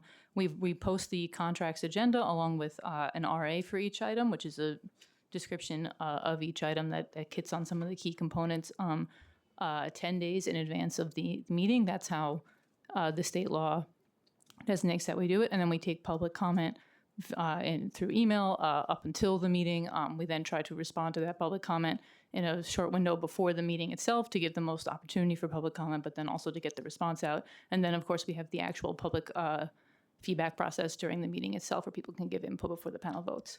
But so Tom, what's the purpose of public comment? The purpose of public comment is to give PEP members information and perspective that they may not have gotten throughout their briefing process. But the contracts kind of, or the decision is kind of baked, right? And so my question, let's say just around the timeline, is I guess what you're asking PEP members to do is to vote on a contract they may or may not have seen in the, right? Because we've heard those stories. And to hear the public feedback up until the moment they have to vote without any time to vet it or to digest it or to ruminate on it or anything like that. That's the current process, right? We briefed the panel members in advance of the meeting. We hold at least for agenda items, we hold at least 2 briefings for agenda items to give them a chance to ask any questions. And of course, we have a team that works to follow up on any specific questions, to give us any feedback that is possible for us to take into account. Sometimes, as you may have seen, we may move an agenda item, you know, determining that we, based on the PEP feedback, we need to alter it in some way. I think the Chancellor is referencing a little bit of the feedback we've gotten about various contracts that have an AI component, and that's one way of taking that into account. And then, you know, if the panel votes yes or no, they don't actually always vote yes, contrary to what I think people believe. We have to go back to the drawing board and figure out how to think about that contract again. I will say, you know, many of the contracts, like I said, they come after possibly multiple years of, you know, RFP review, awarding of the contract. So, you know, there's a lot that goes into that. Yeah. Yeah. Thanks for the question. So you asked a question about the contract, not the panel members not being able to see the contract. The request for authorization that we present to the panel, it provides them with all of the pertinent. Oh, I'm sorry. Would you say your name for the transcript? Oh. Alicia Balui. I think we swore you in before. So Yes. Okay. Yep. Okay. So the request for authorization provides all of the pertinent information related to the contract. What we're asking the panel to do is to give us permission to enter into the contract. So there's no contract that exists at the time of the vote. The vote, we meet with the panel, we engage with them so that and provide them with the pertinent information that would allow them to make an informed decision about whether or not we should move forward. In the more recent months, there've been lots of controversy surrounding AI, and so they, you know, as an independent body, voted down those contracts, and so it's within their jurisdiction and their power to make a decision about whether or not we can move forward with those contracts. Does the PEP currently have a contracts committee? There is a contracts committee, yes. There. No. Is there? No more? Oh, okay. Okay, yep, sure. Oh, right. So in the past, the PEP had a contracts committee. That was the mechanism through which a smaller group of members, just like you guys have committees, could do a more in-depth review. We didn't have really good attendance at those meetings, both from PEP members and from the public, both virtually and online. The PEP, within its bylaws, has a certain amount of leeway to determine how they would review that process. So they've made a determination not to utilize the system that we used in the past, but there is a lot of interest from the PEP about how we can do a better job of transparency around contracts, and there's a lot that they can think about within the context of their bylaws. Right. There used to be a contract. So to be clear, there used to be a contracts committee. These meetings were public. Yes. And this is where they would discuss a potential contract. It's where the contracts committee would be presented by the team with the list of contracts and determine to move forward. Does the DOE support reinstating a contracts committee that would discuss these contracts publicly? I think we're supportive of creating a mechanism that has that transparency that seems to be more effective than what we've seen in the past.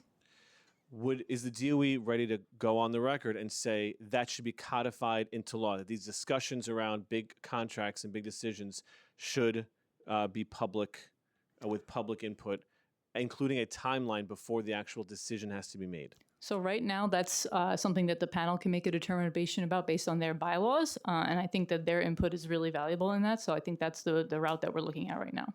I agree. Does the DOE agree that more transparency and a timeline for allowing public input to actually be implemented and influence the decision of the PEP members is a positive? Yeah, I think we can say that we're open to listening to the PEP around, but it's obviously their decision and how they move forward with their bylaws. We can become more. That's my question. If the DOE believes in more transparency, and it was testified to that to align it closer to the City Administrative Procedure Act, that's what you want your procedure to align to. Is the DOE We're open to that discussion, right? Meaning to implement that into law, because it's very easy to say, well, let the PEP do it, but the whole purpose is that they didn't do it or they haven't done it, and so that's really the question. Oh, we're saying that they had a process that was aligned to what you're describing. However, the participation rates and so on wasn't what they wanted it to be, and so they tried another thing. And if they wanted, and if they were open to try another another system or structure would be open to that too. If the goal is to get to more transparency in the discussion of contracts prior to, I think we can definitely be open to talking about it. But I think about it in terms, let's say, comparing it to the CECs, where, what did we say the voter turnout was, 2%? Yeah. And I don't think anyone's suggesting to get rid of the CECs. And part of that is because it's in the law that these CECs exist. So we know that the parent engagement and involvement is important. We know that we need to do more. You've done that as a superintendent, that you've invested more time and energy in your CECs. But we're able to have the discussion because it is the state law. And I think it would be very easy for a future chancellor to say, well, the participation rate's very low, so let's get rid of the CECs. But the PEP can get rid of this public sort of audit or public discussion about the contracts because it's not codified. And so that's really the question. Is the DOE willing to say, let's codify something that aligns it to the City Administrative Procedure Act? Let's codify something that requires more public discussion about whether you're talking about millions of dollars, tens of millions of dollars, or a curricular change, like requiring that transparency, requiring it to align more to what we otherwise do in the city. Yeah, I think I don't want to get ahead of the PEP, the body that actually is working on this. And so I think we're open to that discussion with them. I mean, I'm not sure. Yeah. Okay. To say on that. I mean, I can, but that's something that I'm certainly open to. Okay. And in line with this discussion about the PEP and engagement, involvement, the requirement for engagement, can you talk about what levers or what mechanisms teachers and principals had or have when a new curriculum is voted on beyond public comment during the PEP? Okay, so I'm talking just to specifically what's HSM, the high school, the reading curriculum. Oh, HMH. Thank you. Okay. You got. By the way, just so the public knows, they have an entire glossary on the DOE website of acronyms. That's how many acronyms there are. Well, that's not that's in fairness to us. That's not a DOE acronym. That's like that's the vendor and national. True. But I agree that acronyms are an issue. It's a lot, and you're doing great with all the acronyms. The whole team. That's probably the hardest part of the job. All right. So so what mechanisms and levers are in place to ensure that principals and teachers have a voice in the selection of these curricula? Yeah, that's a huge one, and I think we've been, as a superintendent, I obviously implemented, in our case, Wit and Wisdom, which is not an acronym, name of the curriculum, and we had a host of engagement sessions over a year with parents, teachers, principals weighing in on that. We had one now that is related to the New York City Solves curriculum, where we're actually doing the same process. What's very clear here is the need for a community superintendent to manage and outline a process that really takes in teacher feedback and principal feedback and have, I mean, we can, there's so many different ways to do it. But what we advise is, and what we strongly recommend is that you have a runway of months to make sure that you have these appropriate engagement sessions, and then they're also recorded by our central staff. That you've provided evidence that you've done this, and I can turn it over to Deputy Chancellor Rooks to talk a little bit more. I love this topic, so I might go on a little long, but so once we identify the curriculum citywide, what we do is we give principals and superintendents a ground zero year to ensure that they engage their community and their stakeholders in the process of identifying the curriculum that best meets the needs of their specific district. We do trainings, they do town halls, the superintendents, they bring everyone together, and they have the vendors there to present information I pause for a on it. second? Yes, you can. Because I can tell how excited you are I am about super this. excited I'm about sure it. you've worked very hard on the curriculum, and I certainly love the idea of saying, well, kids got to read. That's and I was teaching phonics to some of my students in high school because it was, despite what some superintendents wanted to do and dissuade that from being taught in high school, my principal and I knew it was the right thing. So I'm 100% with you. Kids need to learn how to read, and I think no matter what age. My question really is not about the after. My question is about the before. And It is the before that I was answering. Okay, That thank you. I happens thought you were before. talking about after. No, that Okay. happens Well- before the selection is made, where the district, the superintendent, is looking at the different options and engaging the entire community in that process.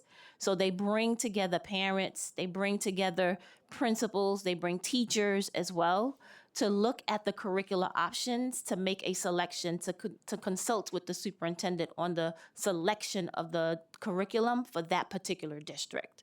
That all happens before the selection is actually made. And that is what Chancellor Samuels was just talking about, because he was a New York City Solves district, and he, just before he transitioned to become chancellor of our system, he was engaging in his community in selection of curricula for math in his district. Yeah, and so there are two selections that happen, right?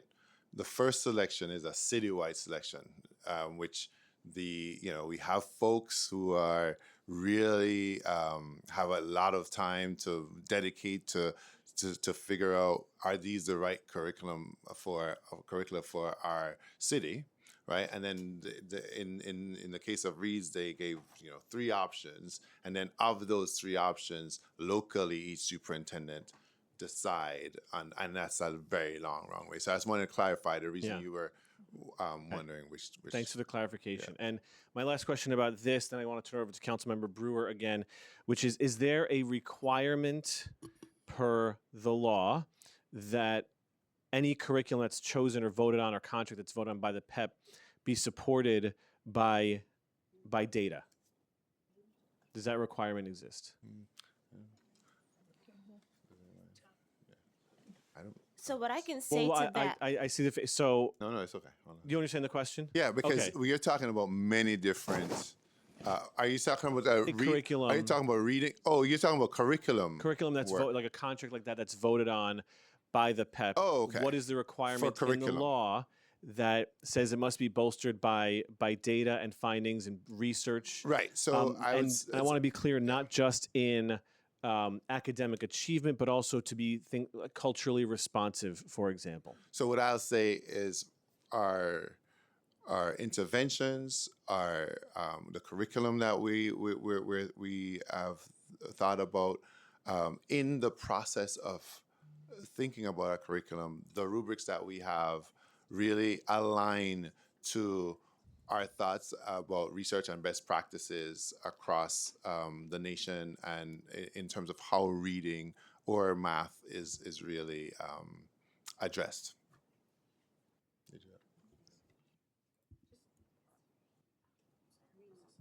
Okay, Green, so, good. So just to clarify, you're Just asking for before we have, if you could just say your name every time Oh, before I'm you so speak. sorry. That's for, I guess, everyone. Yeah. Because Alicia Balui. Thank you. So I just want to ask a clarifying. You're asking if it's codified, or is there some is it codified into the law? And again, this is coming from educators, teachers, principals, superintendents who have shared with me their concern that is it research and based in the science of reading these reading curricula, is it doing more to harm than help with culturally responsive education? This is feedback I've received. I can't. So is it codified? I can't speak to whether it's codified or not, but we do get a lot of questions about efficacy. As the chancellor stated, there are rubrics that require that whoever's evaluating the curriculum establishes that it's culturally responsive, and I'm sure that Dr. Rux could actually provide more insight on that. But it's definitely come up in conversations at panel regarding specific contracts related to instructional material.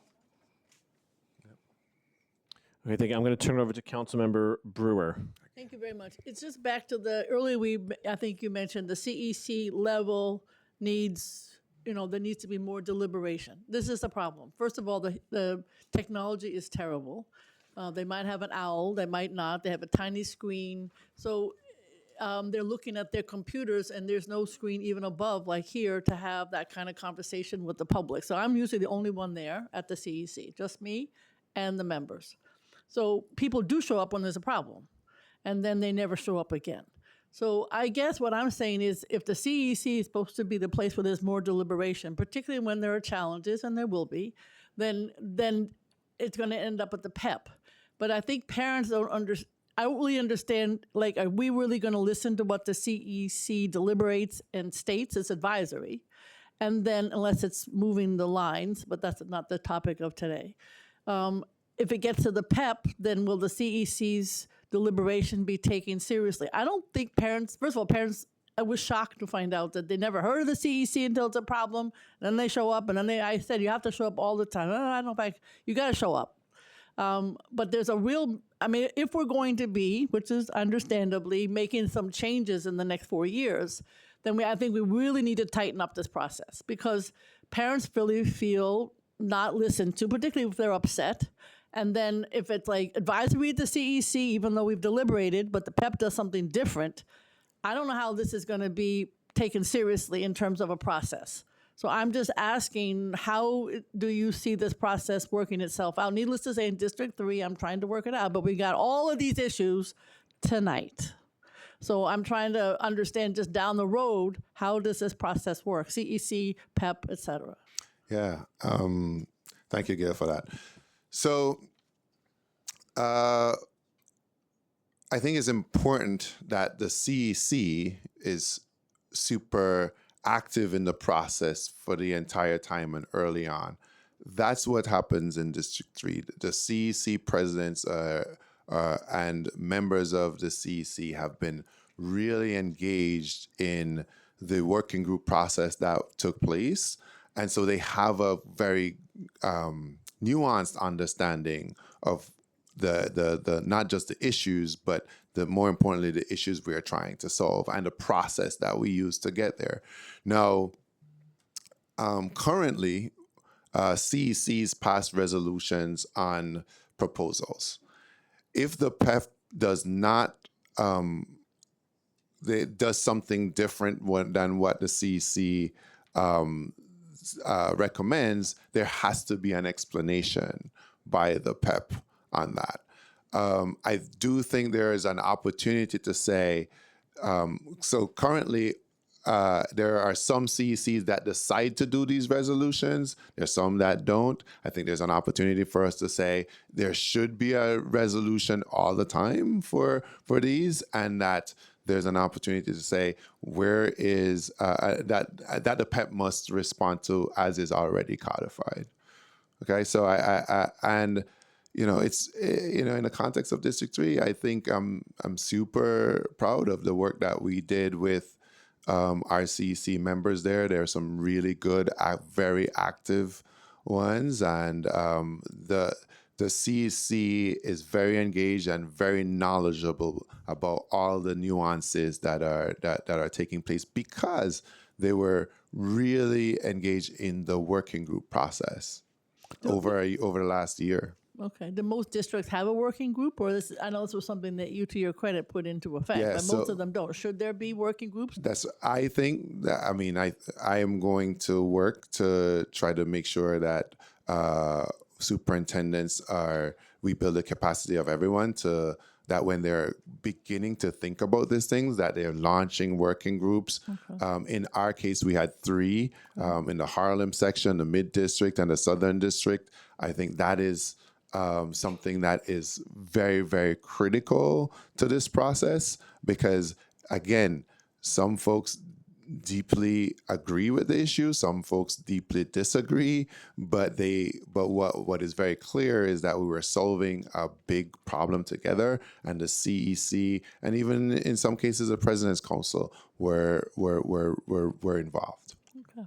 All right, thank you. It helps a little bit. I will say that when the problems are huge, they still continue and spill over, and it's not going to end. I agree. But I appreciate I that. agree. What about technology for the CECs? Who's working on that?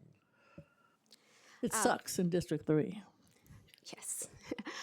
We have about only 5 of our CECs have chosen not to be hybrid. So the majority of our CECs are hybrid, which brings up how do we work with the technology and make sure that they have what they need. A lot of them have gotten support from their superintendents to be able to work together to purchase the materials or select schools that make the most sense acoustic-wise and So the technology-wise. CECs don't have any money to get their own. They're allotted $25,000 every year to be able to budget however they need. We are always happy to support them. My suggestion would be somebody to take a look, even though it might be already they can do. They're not. So and I can go through all the issues as to why without getting into them, but you really need to look at the tech. If we're saying that we need participation at the CECs, as you indicate, then the world of technology has to come to them. Yeah. It is horrific. I don't even get into how horrible it is. Yeah. So No, it is essential. can you commit to that you will look at somebody do an analysis of the technology of these CECs and see how it can be upgraded if necessary? We will definitely work with our family leadership coordinators that have a one-to-one connection with the CECs to help us Do understand. they understand technology? We will work with them. You need and help, then we'll let me get know. the information and take inventory as well as the FACE specialist that supports the CEC. Absolutely. I agree, Gail, that we should be looking at the technology, and we're gonna look at that. Yes, and I appreciate your commitment before about, excuse me. Thank you, Councilmember Brewer. Appreciate your commitment before about the training and engagement of CECs. I just want to point out that $25,000 for the CECs is not enough. And Can't buy an owl this for isn't that. codified into law, but just to let you know, when between technology, I believe you buy food for the people who come to the meeting or childcare, like that money runs out very quickly. And if we're serious about engaging with more community and more family, then we probably have to bolster those budgets. And we also do a lot more engagement with the voting, as has been discussed. And just speaking of I hear you. CECs, I know the question of resolutions came up before, and I just want to clarify. CECs pass resolutions. Yes. And the DOE responds. Yes. Is there a requirement that the PEP sees those resolutions? They have 30 days. We have 30 days to respond to the resolutions, and then we submit them to the PEP for review, or Are you they're are you able sure? to review it. Are you sure? No, I'm asking because I have heard from multiple PEP members that they do not see these resolutions and it's only responded to by the DOE. But Yes. please state your name. Yes, hi, Katie Jodorlinick. So the CEC sent us resolutions, and we are required to respond to them. And we have a process for doing that. If a CEC sends a resolution related to a PEP agenda item, first of all, they have the ability to send it to the PEP themselves. They don't have to rely on us for that, but we also share that with them. As the Chancellor mentioned, if they do a resolution regarding a school utilization proposal in their district, the PEP is actually required to review it, and then if they're going to move forward with it in the meeting, respond to the resolution. So that's how that works. Are there certain resolutions that are required to go to the PEP and others that are not? Items that are on the PEP agenda, like a school utilization, where the council has a direct role in giving feedback, yes, those would go to the PEP. Are there any other ones? For instance, if the CEC passes a resolution about a curricular change, about a contract, are any of those required to go to the PEP who then end up voting on those items? Required by law, no, but they certainly are able to. And many of them do send them directly to PEP members or to the broader panel email. Yeah, are you opposed to having the PEP at least see those resolutions and the responses? I don't think opposed. I mean, I think they see the vast majority of them. Some councils are allowed to send us a resolution on anything. Sometimes they send us resolutions on things that are at the purview of the state legislature and we're CC'd. Sometimes they send us things about another agency, say like, oh, we want to know about these tennis courts across the street. So, I would certainly say like they're able to do that. And I think the panel is always really interested in hearing what's going on in school communities, but there are points where the CEC may be saying like, this is not a PEP issue, so they're not making that choice. So wait, can I just clarify your question?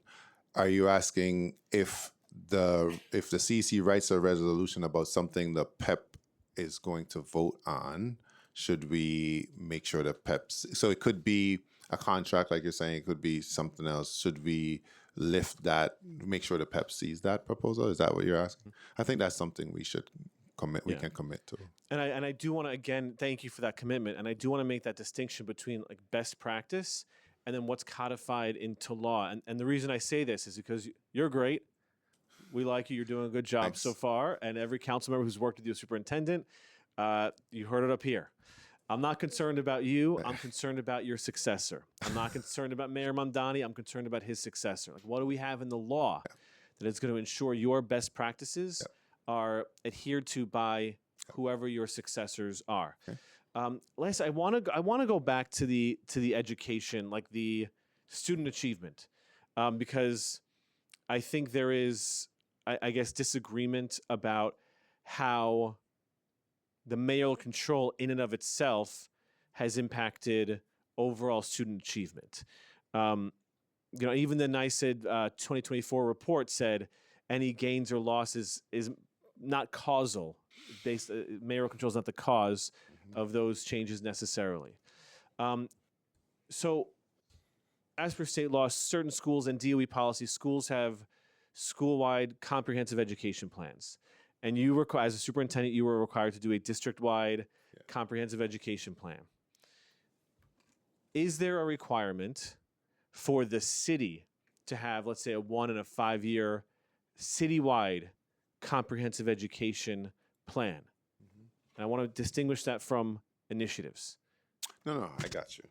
Is there a requirement that we have a citywide comprehensive education plan? I'm gonna call Sharon so she'll. Okay, I'm gonna swear you in, and then you will turn the mic on, and then you're going to state your name for the record, and then share the answer. Do you affirm to tell the truth, the whole truth, and nothing but the truth before this committee, and to respond honestly to council member questions? I do. Thank you. And before Sharon starts, I'd just like to say, so just like I said before, sometimes we're a school system and sometimes we're a system of schools. The state is similar to how they view the city. Sometimes they view us as one school district, which is the New York City School District, and sometimes they're districts in between.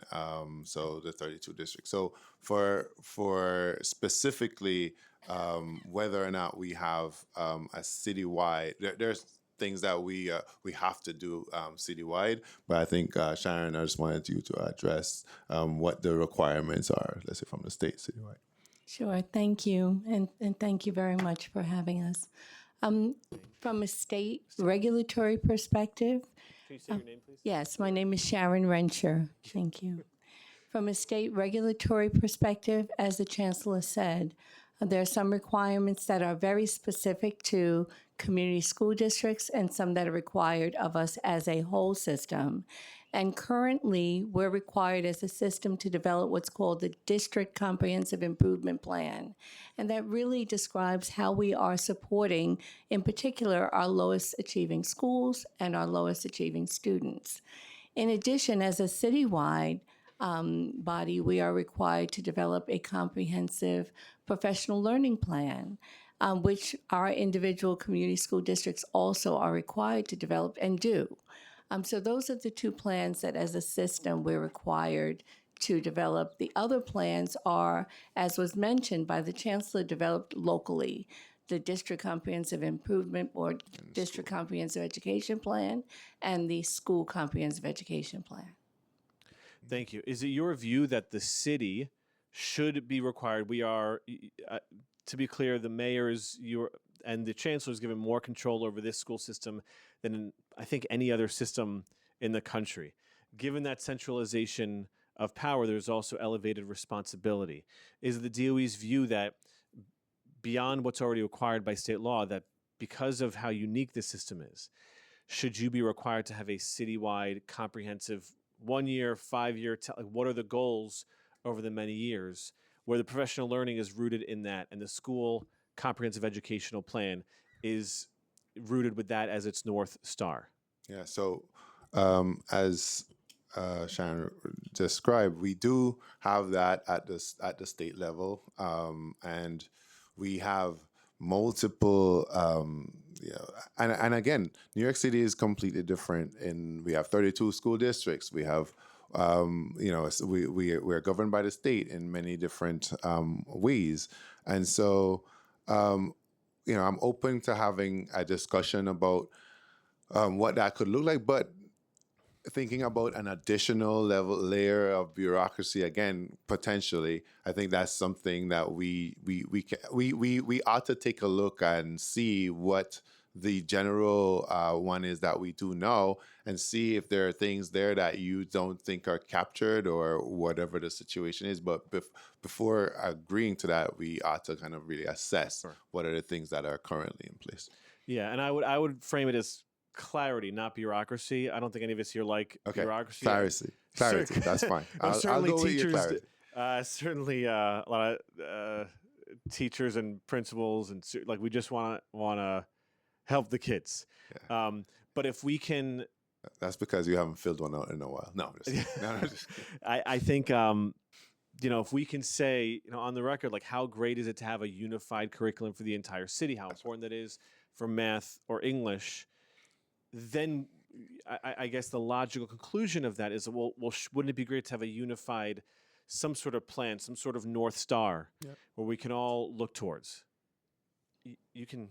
And our district comprehensive improvement plan serves in that role currently. We can always improve upon its structure, its format, but essentially it really articulates our system-wide priorities and our goals for achieving our system-wide priorities that give guidance to our districts in the development of their plans and our schools in the development of their plans. So our goal is always to have a system-wide structure where, in order for us to improve, right, it's largely dependent on what happens at our school level, right? In the classrooms, the improvement strategies that are happening at the school level, but that then are informed by the individual community school districts based on the needs of those communities, and that inform what we do at Central to support our districts and schools.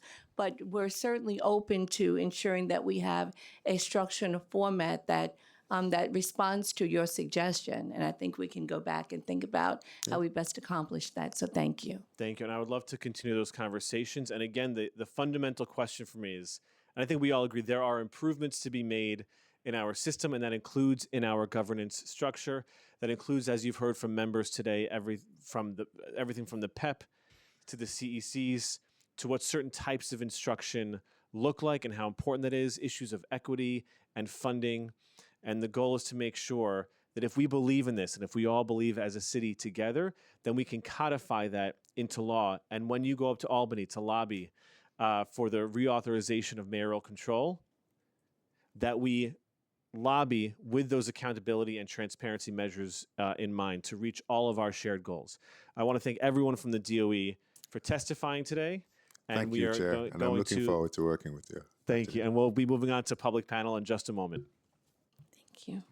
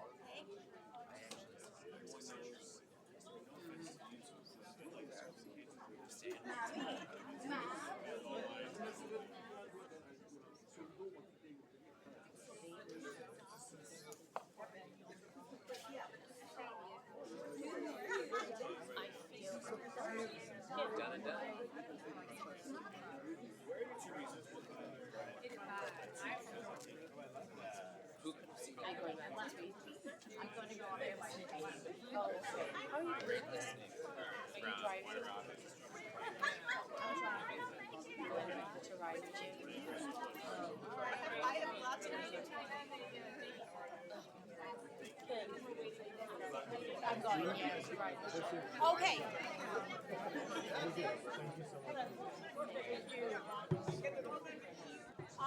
I'm here to I'm a chair. Just been run by Councilmember Joseph. It's so okay. much that I was like, oh. It's okay. It's But fine. congratulations.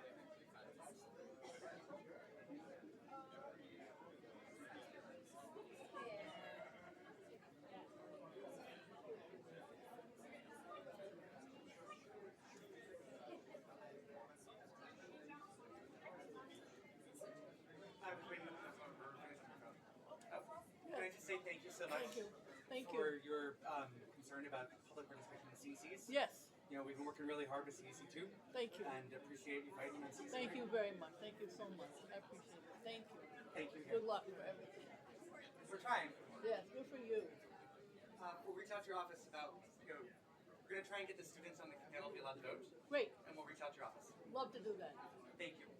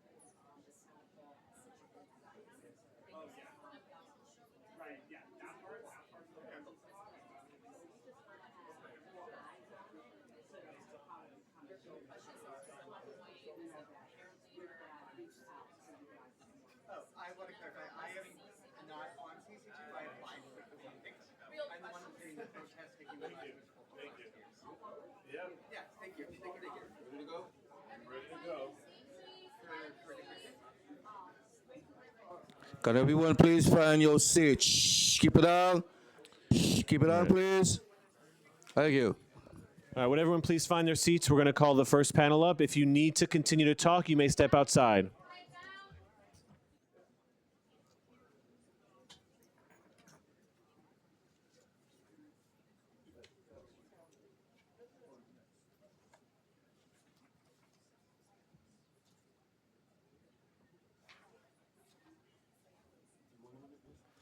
Thank you. Our first panel from the IBO, we have Independent Budget Office. We have Julia Conrad, Jason Wong, and Alan Chen.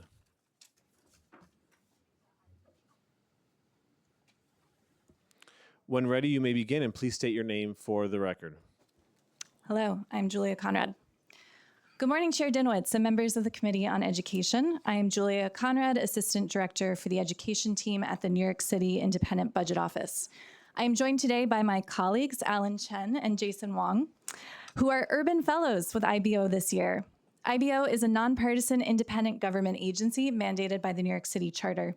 And our mission is to enhance public understanding of New York City's budget, public policy, and economy through independent analysis. Thank you for the opportunity to testify at this oversight hearing on mayoral control. In my testimony, I will begin by describing IBO's authority under state education law and its connection to mayoral control.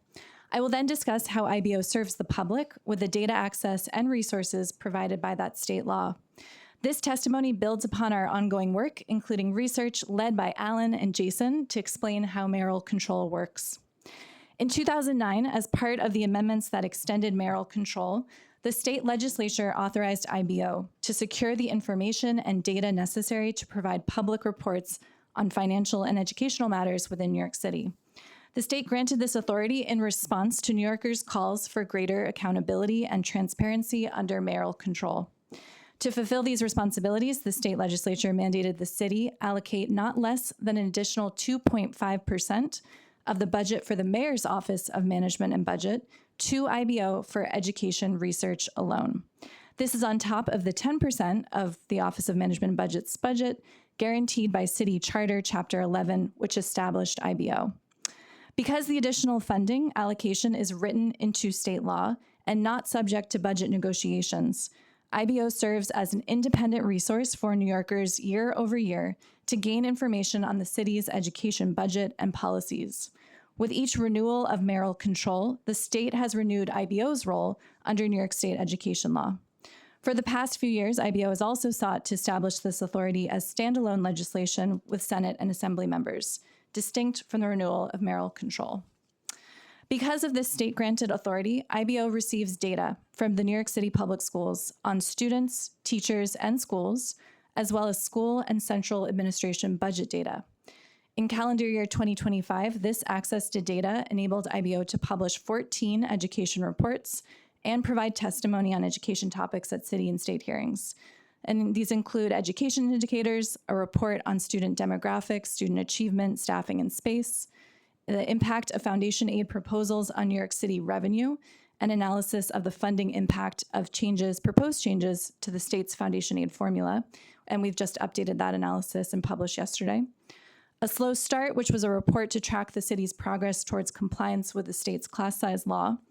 What's in Await, an assessment of changes to the New York City Fair Student Funding Formula and its budgetary impact on schools, and Utilization Up, Capacity Down, an examination of changes in enrollment and capacity for 3K and pre-K programs. With the staffing and resources appropriated under state law, IBO has engaged in extensive community outreach and engagement in 2025, including over a dozen interactive school budget workshops, which we've held across all 5 boroughs. And we have included presentations at 4 community education councils and 7 community boards. We've hosted a public event with Chalkbeat New York to discuss New York City schools and its funding. We've also written a high school curriculum on the city's budget, and we're teaching it for the second time at a New York City public school high school this year.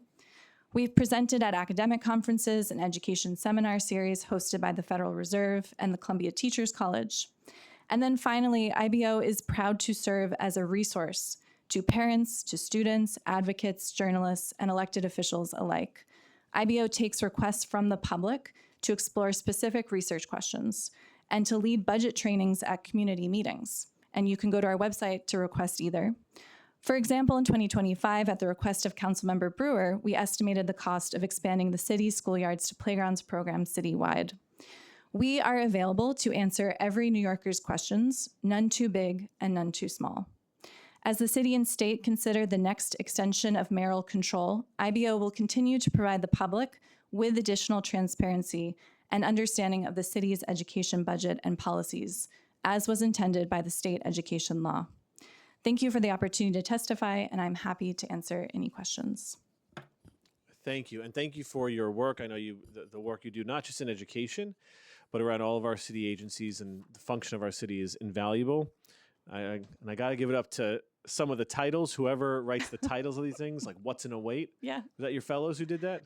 No, but they'll come up with some new ones. I think that'll be great too. That's your number one task, come up with clever titles to the next report.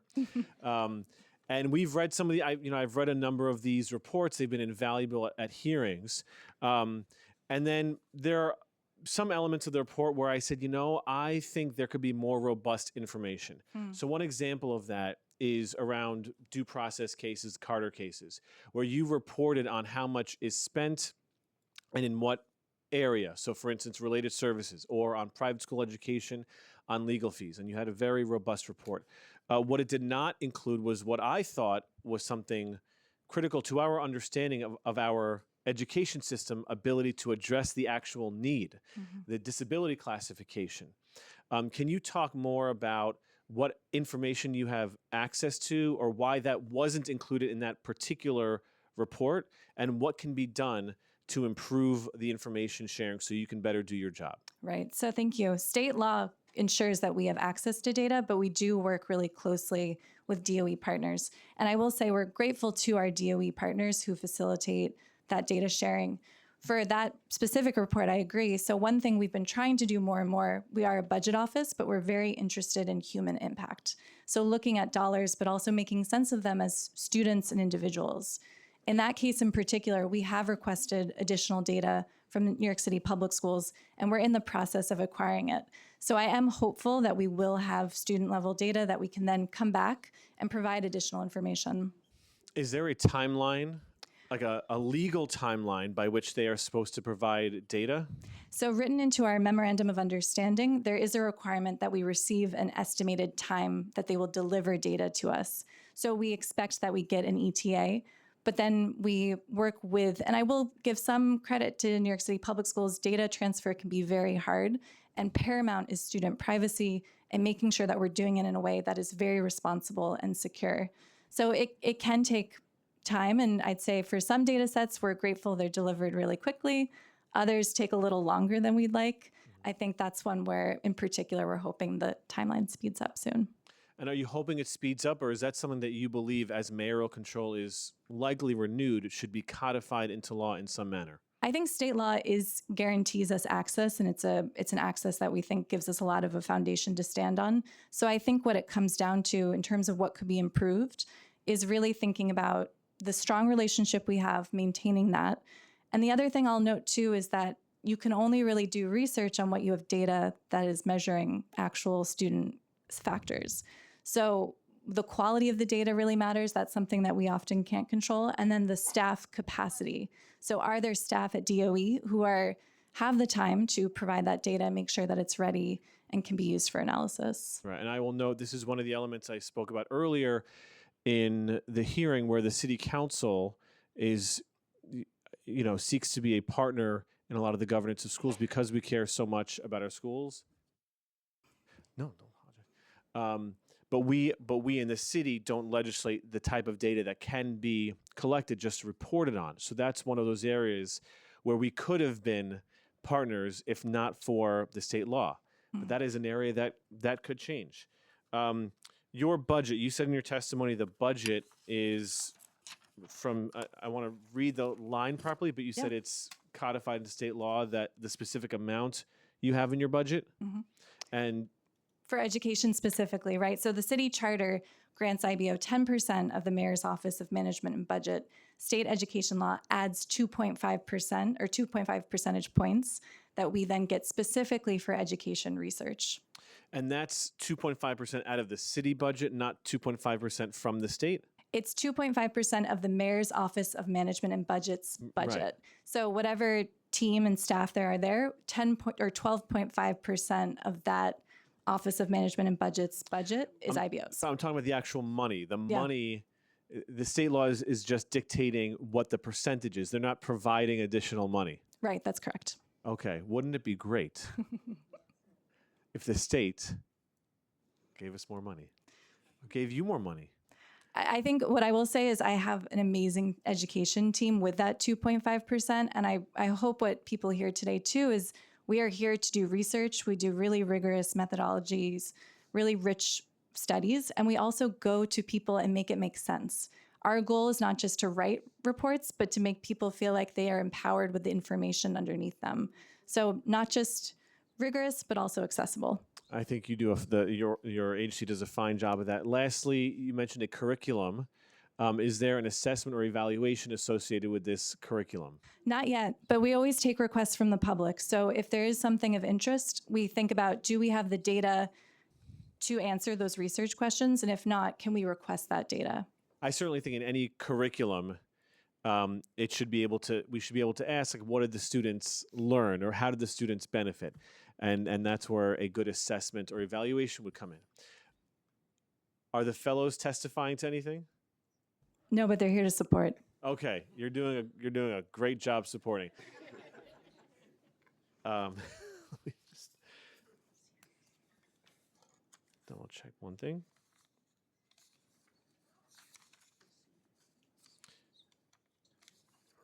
I want to thank you for your testimony today, and thank the fellows for, I guess, the moral support you've been providing these past few minutes. Thank you.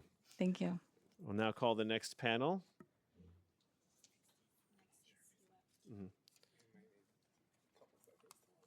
Okay.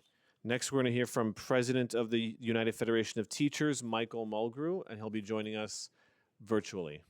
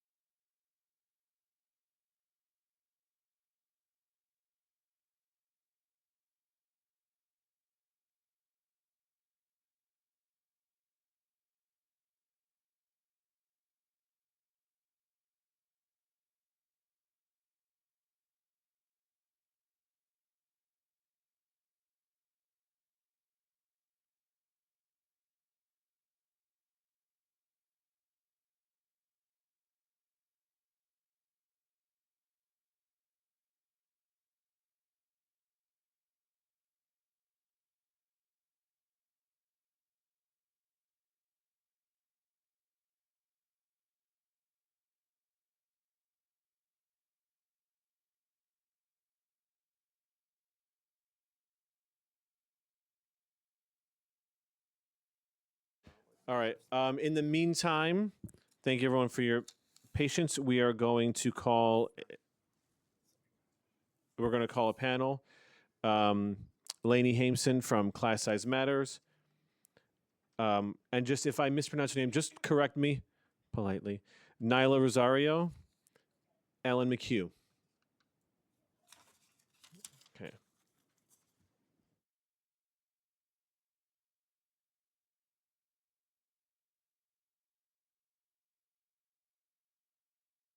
And you may begin when ready. Just state your name for the record. Make sure your mic's on.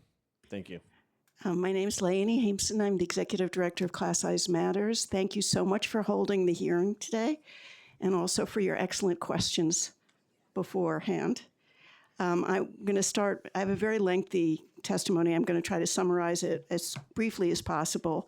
There are a lot of myths connected to mayoral control in terms of accountability.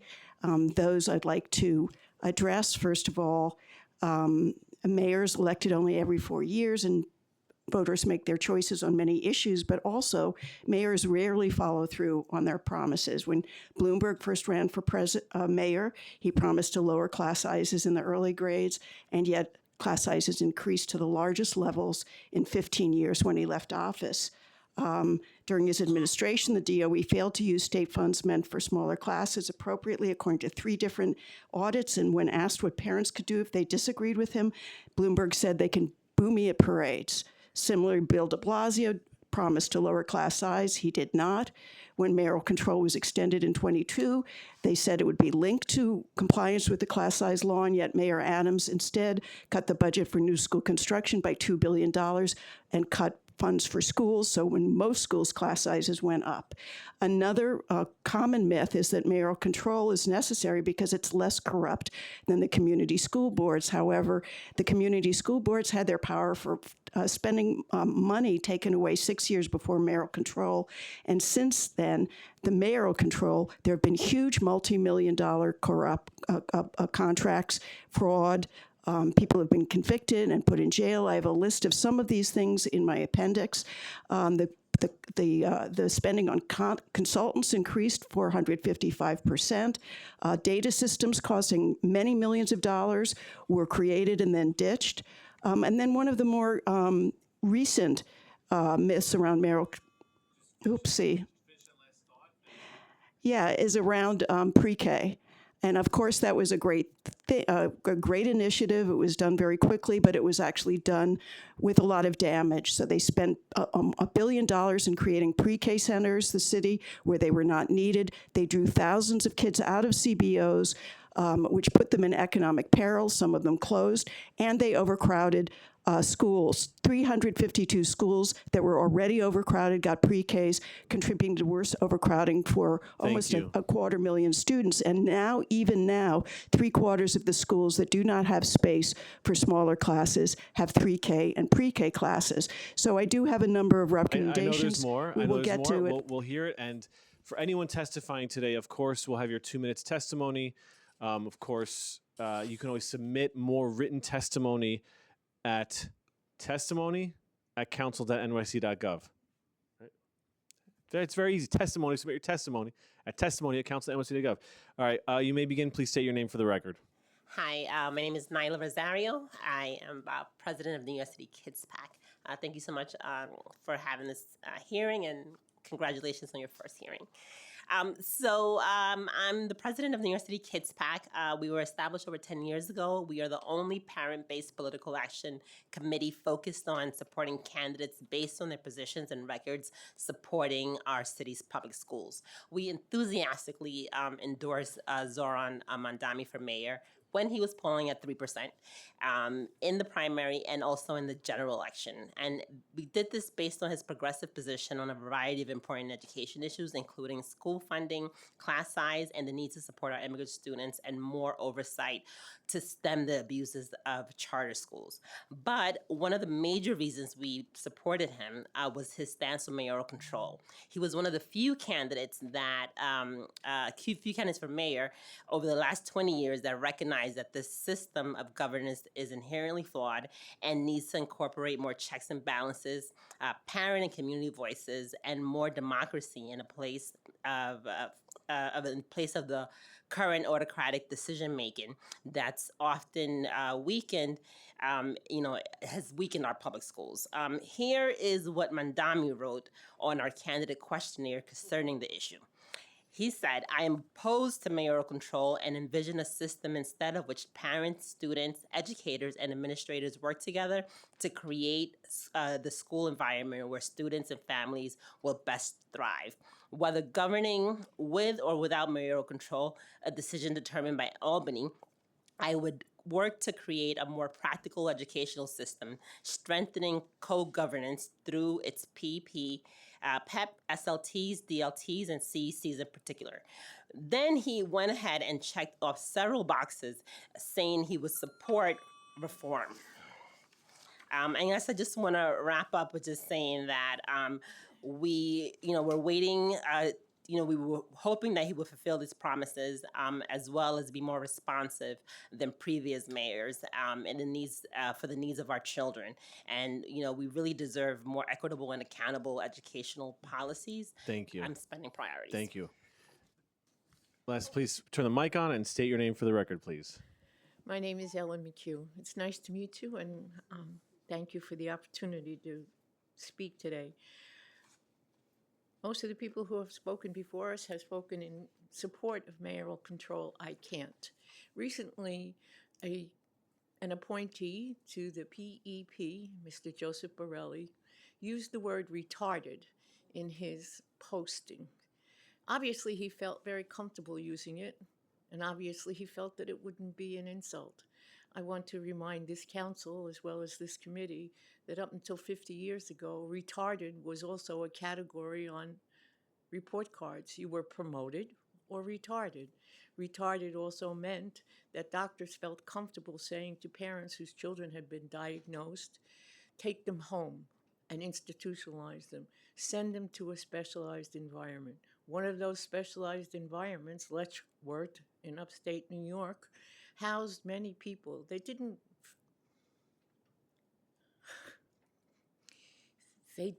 care for them so much as they housed them. People stayed there until they died. If you walk around Letchworth now, you see the cemetery. The individuals who died while there do not have headstones. They have a grave marker with their case number on it. The use of the word retarded, although my son is, I'm not denying this, but my son is not retarded. My son is deaf. He's also had a very good education in the New York City public school system, as have my other two children.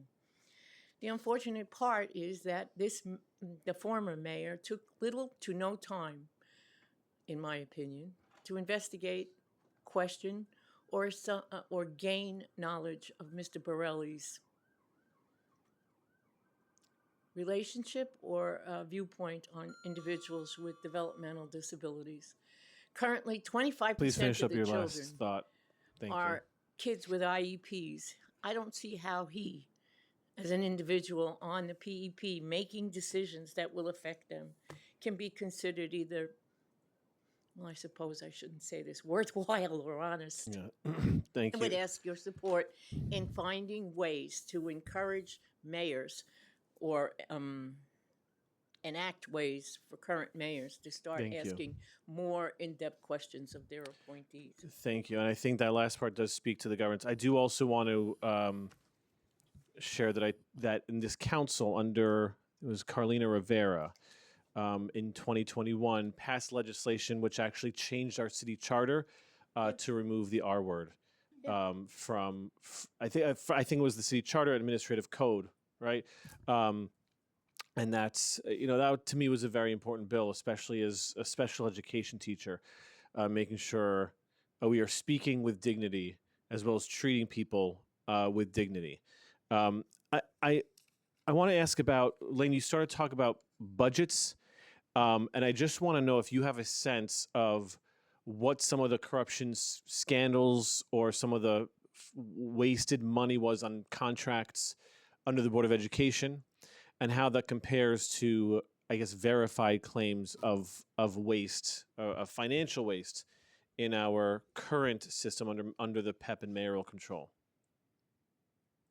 Well, spending overall on contracts has increased rapidly under mayoral control. Part of that is inevitable, of course, especially with the expansion of pre-K in CBOs and others.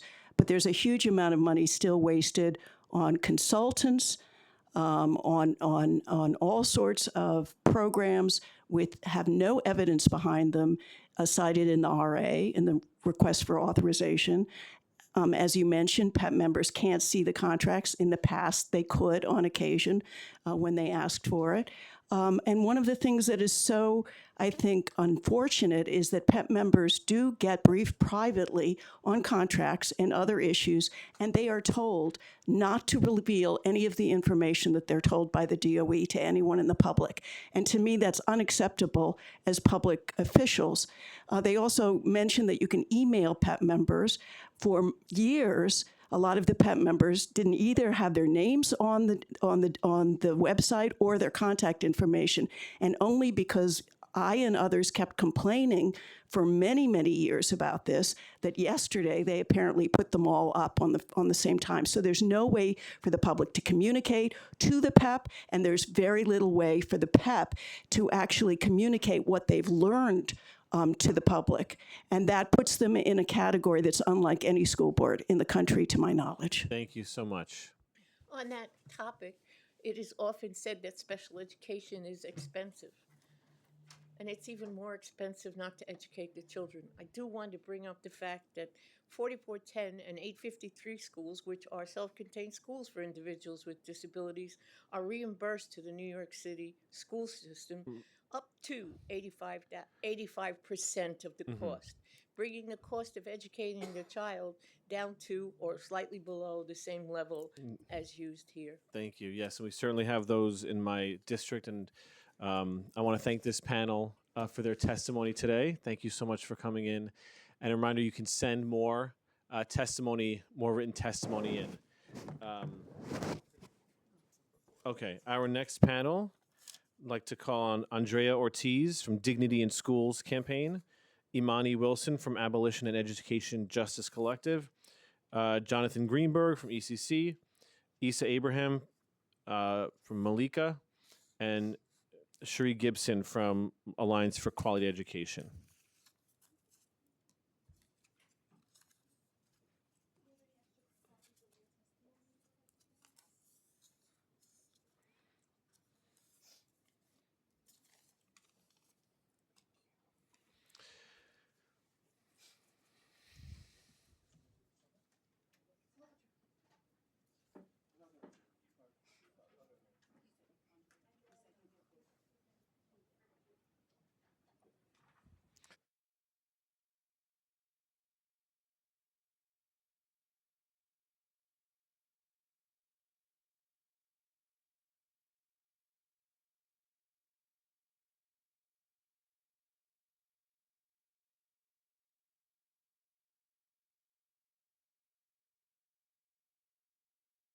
We will go from my right to my left, starting with you. I get the feeling you wanted to go last, but sorry. You'll you got this. You got this. Just turn your mic on, state your name for the record, and begin your testimony. Remember, you have 2 minutes, and anything else you could submit at testimony@council.nyc.gov.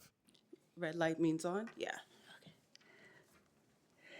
Good afternoon. Thank you, Chair Dinowitz and the Education Committee for hosting this hearing on mayoral control, giving the students, parents, teachers, and vested partners an opportunity to share their lived experience under mayoral control. Because what was expressed today by the Chancellor and his team seemed to be what they hoped is done and not what actually happens day to day in this system. And that is the problem with mayoral control. As a school governance model, this experiment has failed our children and our families. As a parent leader, my name is Cherie Gibson, as a parent leader who has served in many of the roles outlined for parents to have a say in the education their children receive, I can attest to more performative actions than actual, breathe, Cherie, actual initiatives that produce positive outcomes. A lot of your questioning today has centered around family engagement, which I'm heartened to see, but is something that is not being done well by our system currently. I'm going to speak specifically as a Title I parent leader today. I've been supporting our leaders, our parent leaders, with their knowledge and understanding of family engagement. In a presentation that I utilized the rocket spaceship launch as a metaphor for family engagement, where our students' success equates to the rocket space launch, and the mission control is the team that makes it all happens. From mathematicians, scientists, engineers, et cetera, their equivalents are parents, teachers, administrators, staff, all the vested parties in our public school system. Our students have been calling Houston, New York, we have a problem. They are not being launched. They are not being supported. We have curriculums that were hearkened to be culturally responsive. Thank you. Although in New York City we say Houston, but it's fine. Correct. You may begin and state your name for the record.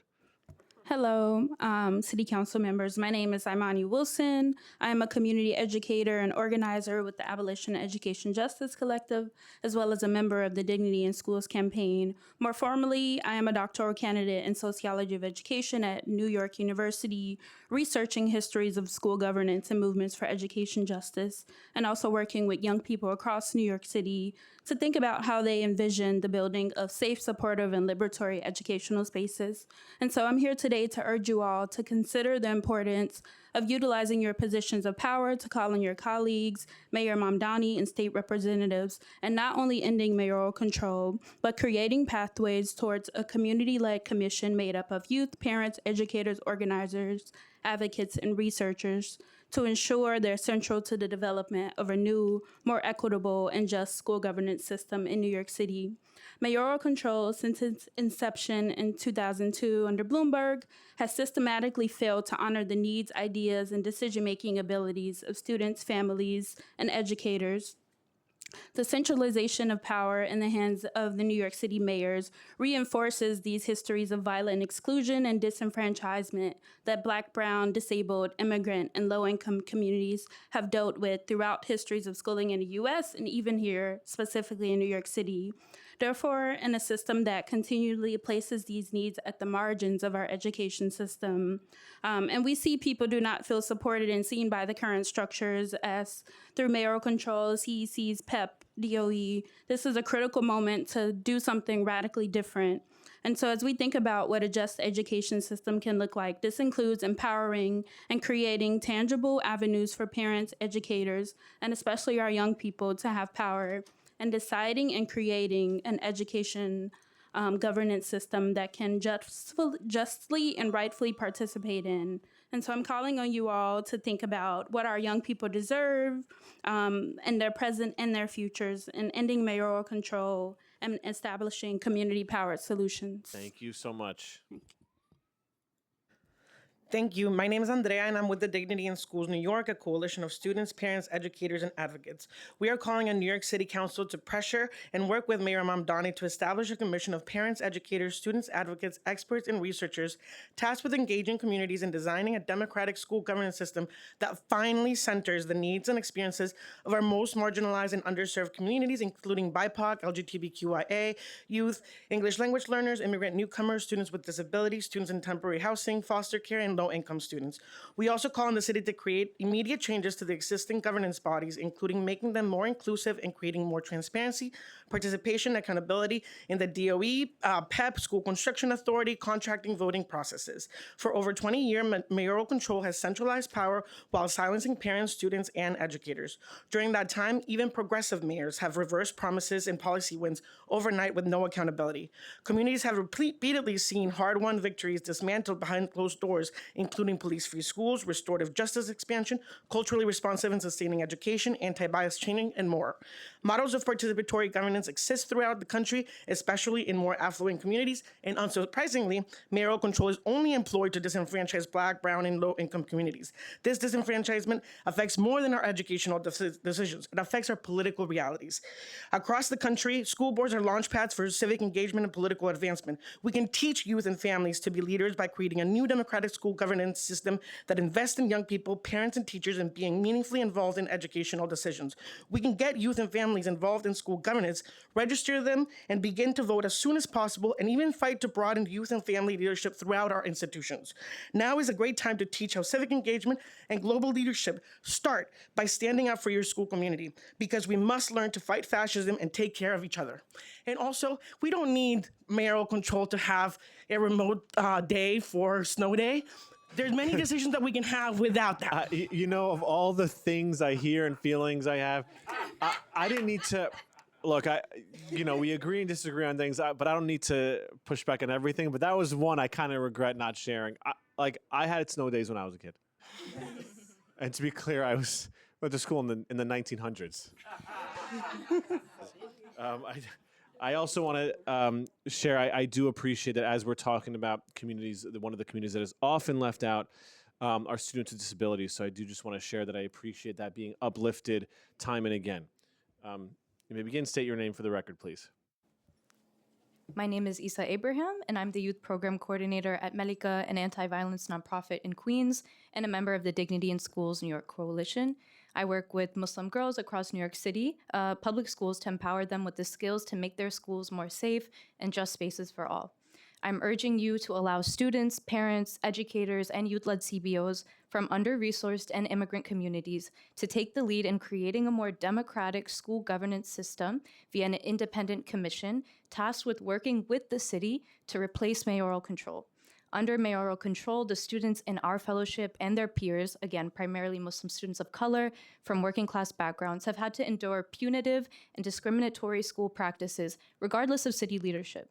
Budget cuts, metal detectors, and police in schools, all of which have been constant across administrations, if not growing, have contributed to negative emotional and academic outcomes and a pipeline of incarceration. My students have been harassed, made late to class, and subject to degradation and invasive surveillance in the name of safety, only for these same schools to fail to protect them from racist harassment on campus, Islamophobic administration, and even physical attacks.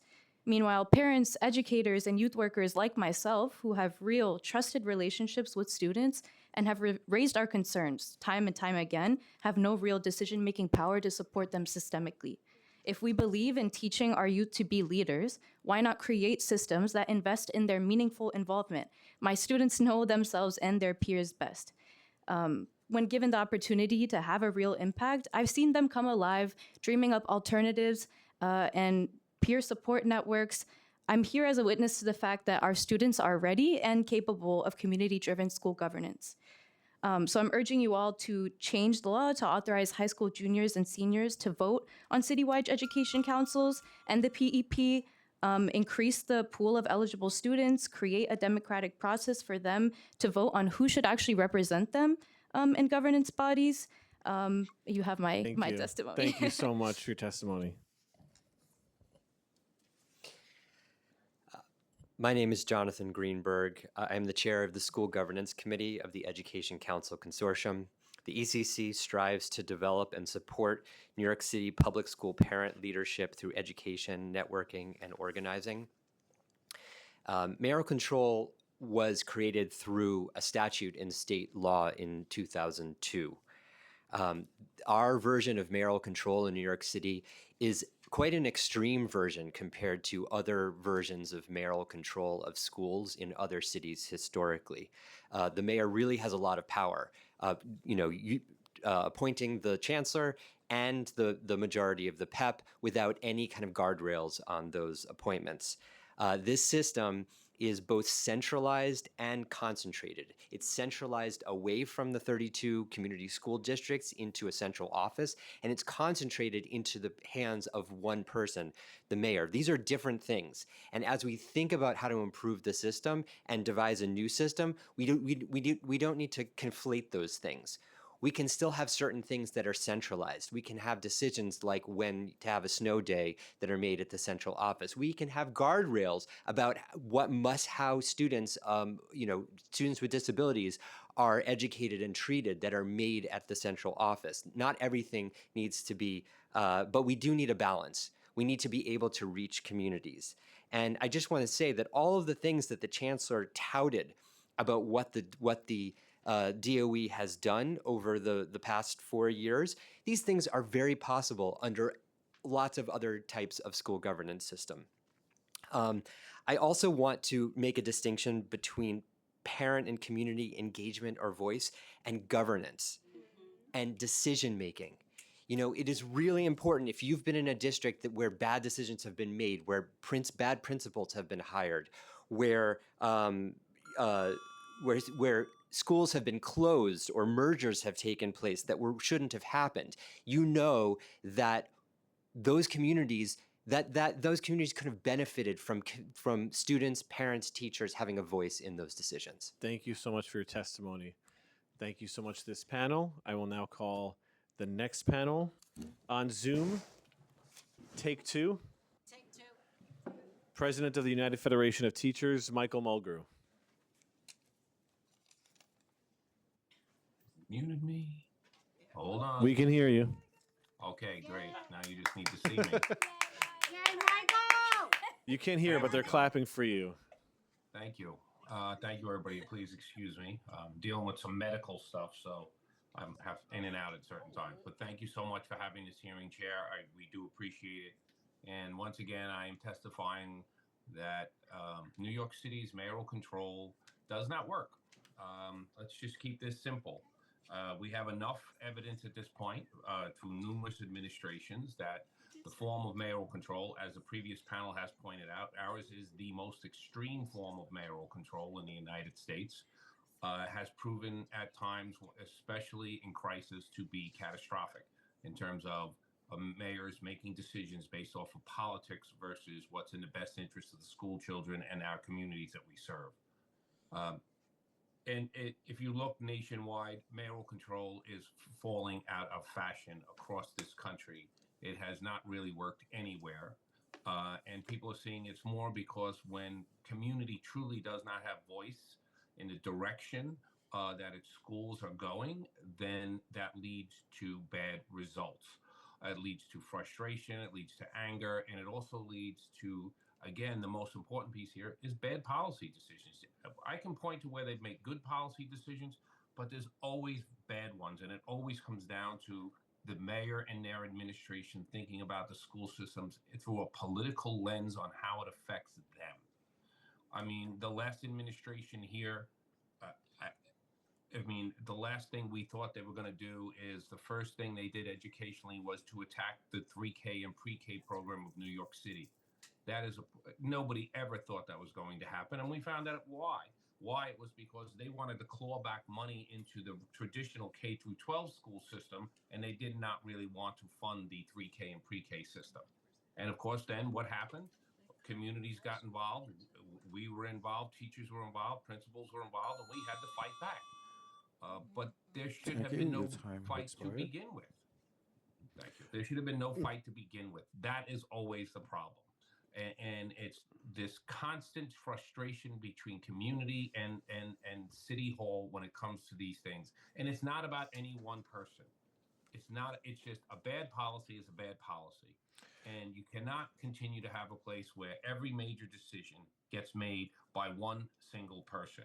And just when we look at the PEP, the procurement process is a wreck. Now we're using emergency provisions versus non-emergency provisions.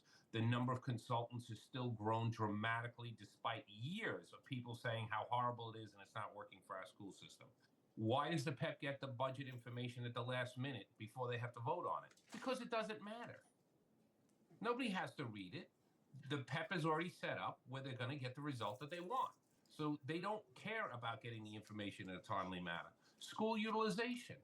That's a major component for everybody in a community. When you start changing the utilization of a school in the community, you have to be transparent. Tell them the truth. Why is this happening? What are we looking at? Be truthful with them. Don't treat it as, in the end, we're going to get what we want, so we don't have to respect you. You know, these are the things that really will make a difference. So, you know, we've submitted our testimony, but again, this is not working. And we have evidence. Every mayor has made major mistakes because of their complete control of the school system. And everyone has testified for years that we're going to stop this. We don't want another Band-Aid or a political fig leaf coming out of Albany where, oh, okay, we've heard all your concerns and now we're going to put more bureaucracy inside of the Department of Ed. Because now that's actually starting to hurt our school system.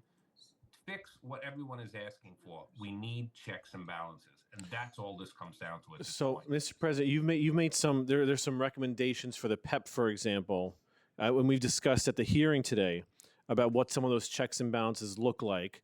Can you talk a little bit about what a check and balance would look like on the PEP and on the CEC as it relates to things you mentioned, co-locations, budgets, things of that nature?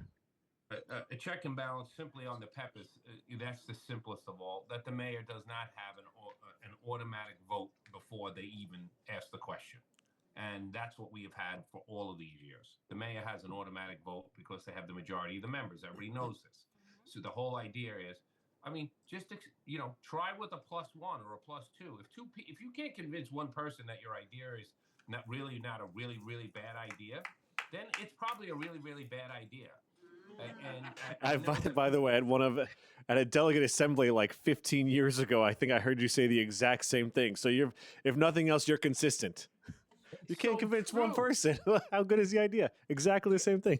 You think PEP panel, if it was independent, say 4 years ago at this point, when they say, oh, we're going to start defunding our pre-K and 3K program, you think the PEP panel, if they were independent, would have said, oh yeah, go right ahead. They would have said, are you nuts? This is now part of each school community. Yes, we need to move the seats around. Yes, it has to be managed better, but that's on the Department of Ed. That's not on us. And that would have happened. Or when they say we're putting in a new curriculum, if everyone says it's a good curriculum, we want to move forward with it, would the PEP panel have approved it? Probably yes. I mean, so the basic things, the things that we all point at that are so good about our school system, all would have been approved by the PEP. You didn't need mayoral control to do it. I mean, right now we're working with this mayor on fulfilling the class size law. But let me be clear, the first 2 years of the class size law, we were fighting with an administration that was fighting to stop the law in the first place. Yeah, so that's right. And our laws, as has been said again, good policy is good policy, and it shouldn't just depend on who the chancellor or the mayor is. And, you understand. Yeah. So we may be working with the mayor now, working with the chancellor now, but we also want to legislate or codify things into law for the next chancellor and the next mayor to make sure these systems are in place. Mr. President, thank you so much for testifying today and for all the work you do on behalf of our teachers and the hard workers here in New York City. Thank you, everyone, and have a good day.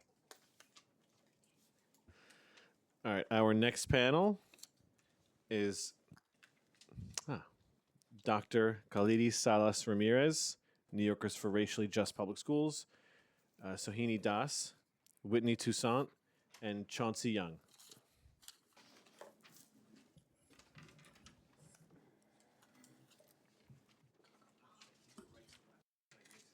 Mix it up, mix it up. Surprise, that's right. You may begin when ready. State your name for the record, please. Sure. Dr. Khalidi Salas Ramirez, pronouns she, her, ella, here not just as part of New Yorkers for Racially Just Public Schools, but I'm a current CEC President, District 4, and a former panel member. And I will say that being in this space today was incredibly triggering because a lot of the things that were said were not true. As a CEC member, I've sent multiple resolutions to the Department of Education and only have received communication from deputy chancellors or the head of the policy team. I've never received a response from any PEP members. I've actually attended PEP meetings to alert PEP members what our resolutions are like. As a sitting PEP member, I never saw a resolution from any of the CECs in Manhattan. I knew about their resolutions because the ECC has a resolution bank and because I attended CEC meetings across Manhattan. A lot of the work that PEP members do are behind the scenes. If you really want to be intentional about that position, you have to visit communities, engage communities, and negotiate for those communities. And the example that I want to use was a reciting of Edward A. Reynolds Transfer High School, where PEP members that were mayoral appointees attended several engagement sessions with this transfer school who had a building, and I'm sad that Gail isn't here, had a building that was built for them. The Tisch family, that is part of the Student Engagement Network and runs TWILS, wanted that building for one of their schools. And they called it a swap. However, the kids in Edward A. Reynolds would lose a life center where students could get daycare. They would lose a primary health care clinic. They would lose a field for their sports programming and a lot of their instructional facilities to move to a commercial building that was not conducive to support transfer students that have been moved from school to school. What happened the weekend before the vote, which was pushed twice, was that Mayor Eric Adams invited mayoral appointees to Gracie Mansion, provided them with dinner, and with a threat that if they didn't vote in favor of the proposal, they would be removed. And that happened to several PEP members. This is what happens under mayoral control. Thank you. Hello, my name is Shohini Das. I'm a community educator and organizer with the Abolition Education Justice Collective and member of Dignity in Schools Coalition, and also a former teacher at PS 146 in East Harlem.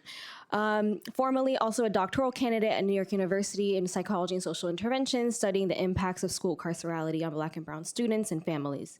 I'm here testifying today on behalf of parents, youth, and educators part of the Abolition Ed Justice Collective, including students who are not able to join at this time. In the future, I hope we can consider their availability during scheduling hearings. I'm here today to urge Mayor Mondani and City Council members for the creation of a well-resourced commission of parents, educators, students, advocates, experts, and researchers to be created to engage communities in designing a truly democratic school governance system that centers educators, particularly the needs of Black and Brown, immigrant, LGBTQIA plus low-income students, students in temporary housing and foster care, students with disabilities, to replace mayoral control. My opposition to mayoral control as a governance structure is not in response to a single mayor or a single administration, but in response to a system that for over 2 decades has concentrated decision-making authority in one office and administration and shut out meaningful governance of students, families, and educators. Under mayoral control, critical educational decisions, including those related to curriculum, school safety, discipline, English language services, special education services, and budgeting, have been made with limited community involvement, insufficient accountability to the communities most impacted. This structure has contributed to the implementation of culturally destructive K-12 curriculum, increased reliance on policing, ICE presence in schools, high suspension rates, and growing classroom sizes. While these decisions have been made by mayoral administration after mayoral administration, parents and students have been denied meaningful authority in shaping their educational environments. For more than 20 years, parents, community advocates, educators, and students have consistently articulated what they want for their schools. They have called for culture responsive and sustaining education, K-12 Black and Studies curricula, and demanded restorative justice practices in the place of exclusionary discipline. I'll submit the rest of my testimony. Thank you so much.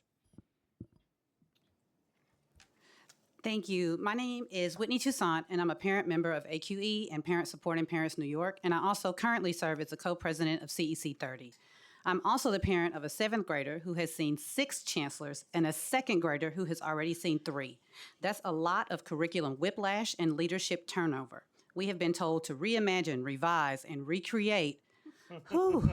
But it's always the same communities who are asked to reimagine while other communities get the resources and funding.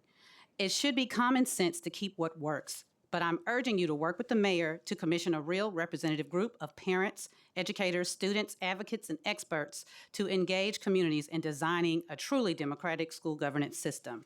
Because even when mayors campaign on progressive education platforms, those promises can be undone overnight when there's no accountability.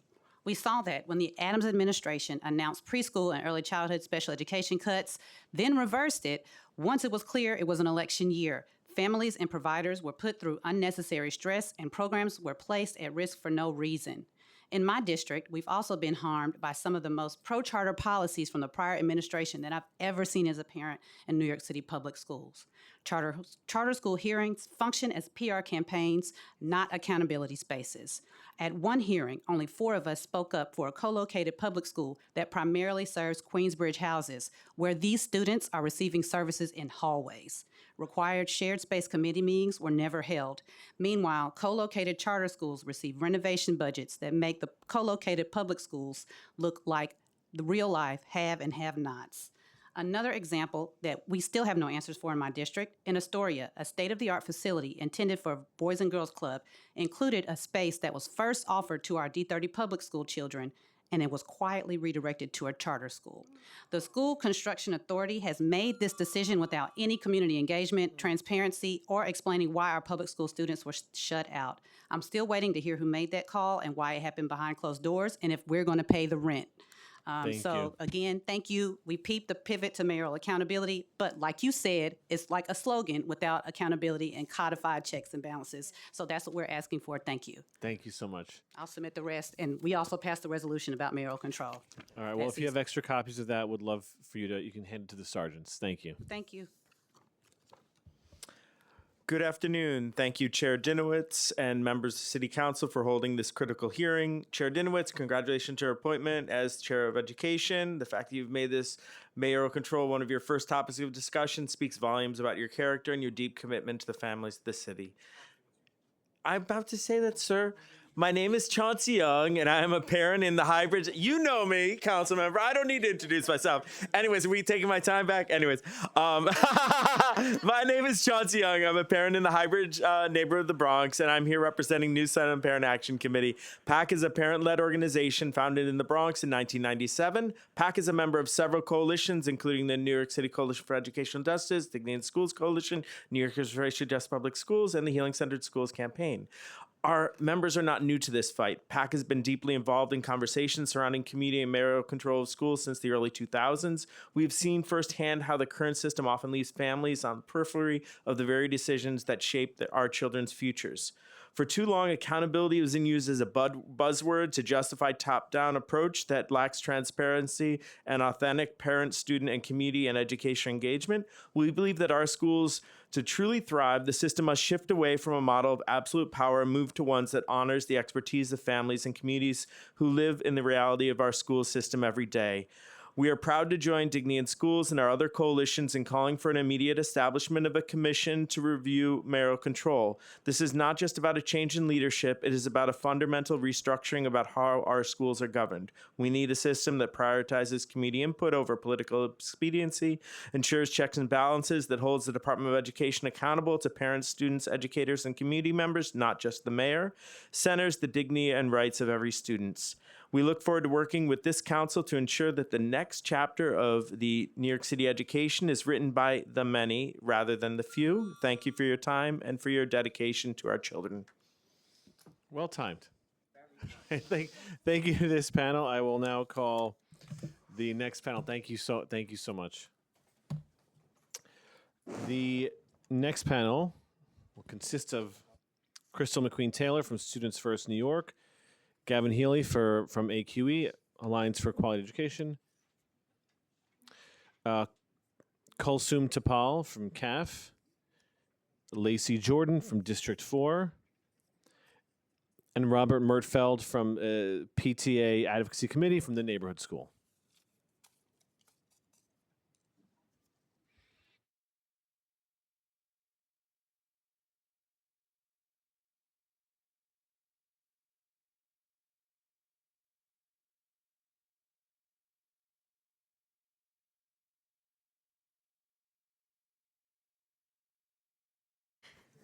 Thanks for changing it up for me. Good. Good afternoon. My name is Kulsum Tapal. I'm the Education Policy Coordinator at the Coalition for Asian American Children and Families, the nation's only pan-Asian advocacy org dedicated to advancing equity and opportunity for AAPI children and families. Our communities represent some of the most linguistically, culturally, and economically diverse families in New York City, yet they are too often systematically excluded from current school governance structures. Nearly 1 in 5 New York City students identify as AAPI, and for over 20 years, mayoral control has centralized power over New York City's public schools while silencing the voices of parents, students, and educators, especially AAPI, Black, Brown, immigrant, low-income, ELL, students in temporary housing, foster care, and students with disabilities. CACF is calling for the creation of a funded, time-bound commission to design a new democratic school governance model that centers the leadership and lived experiences of our most impacted communities. We urge the council, the governor, the mayor, and all communities and important stakeholders to work together to build this new democratic system, with only a short 2-year extension of mayoral control to allow this process to take place, and the extension should not be tied to the state budget. Without shared decision-making, budgets ignore community needs, policies become disconnected from school realities, and implementation suffers. For example, under the previous administration, immigrant and family outreach funding was repeatedly threatened, even though many AAPI families rely on these programs. Existing structures like CECs have not solved this problem. Non-English speaking caregivers and working class API families are often excluded because outreach is not provided in language or in culturally responsive ways, and participation in these structures are incompatible with demanding work schedules. Governance of the largest school system in the country deserves transparency, accountability, public input, and real decision-making power for parents, students, and educators. And this system must go beyond listening sessions with communication and meetings in all boroughs, in all communities, especially those that have a densely populated AAPI community. Thank you so much. Thank you so much.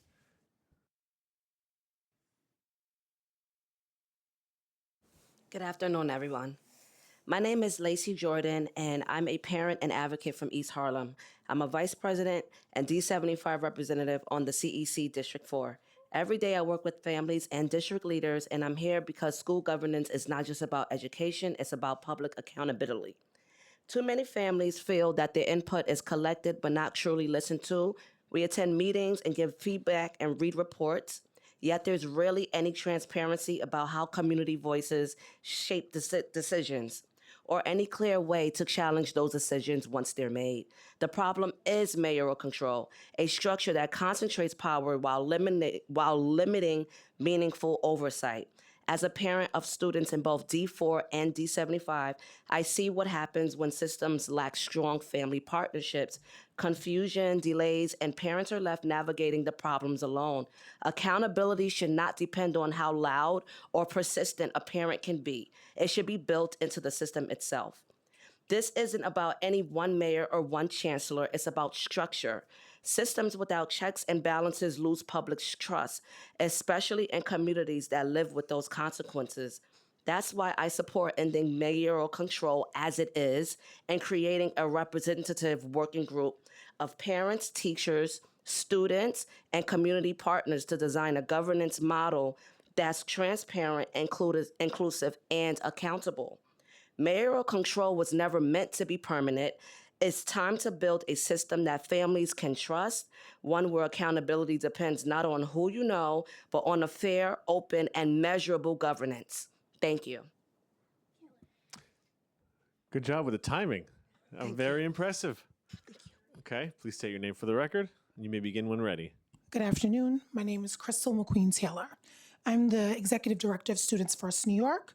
And I want to represent a slightly different position than what has been reflected today, and something that you reflected earlier, Chair Dinowitz, that it may not be either or, but a both and. We do support an extension of mayoral accountability. However, that does not mean that the system is perfect. There's real work to do to strengthen parent and teacher voice, transparency, and community engagement. My support for mayoral control is not only grounded in policy, but also in lived experience. So I'm a former New York City public school student, also in the 1900s when there were 32 school boards. We had recently moved to District 18, which was a newly, the demographics of that community was newly changing. And my family was the wave of first West Indian immigrants who were moving into a largely Jewish and Italian neighborhood, and I was not allowed to take the gifted and talented test because of that.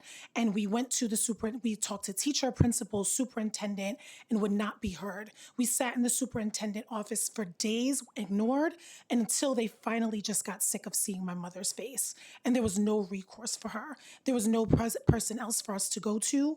And in addition, I also was a former public school teacher at PS 75 at the Bronx, and I also led the New York City Teaching Fellows program for almost a decade.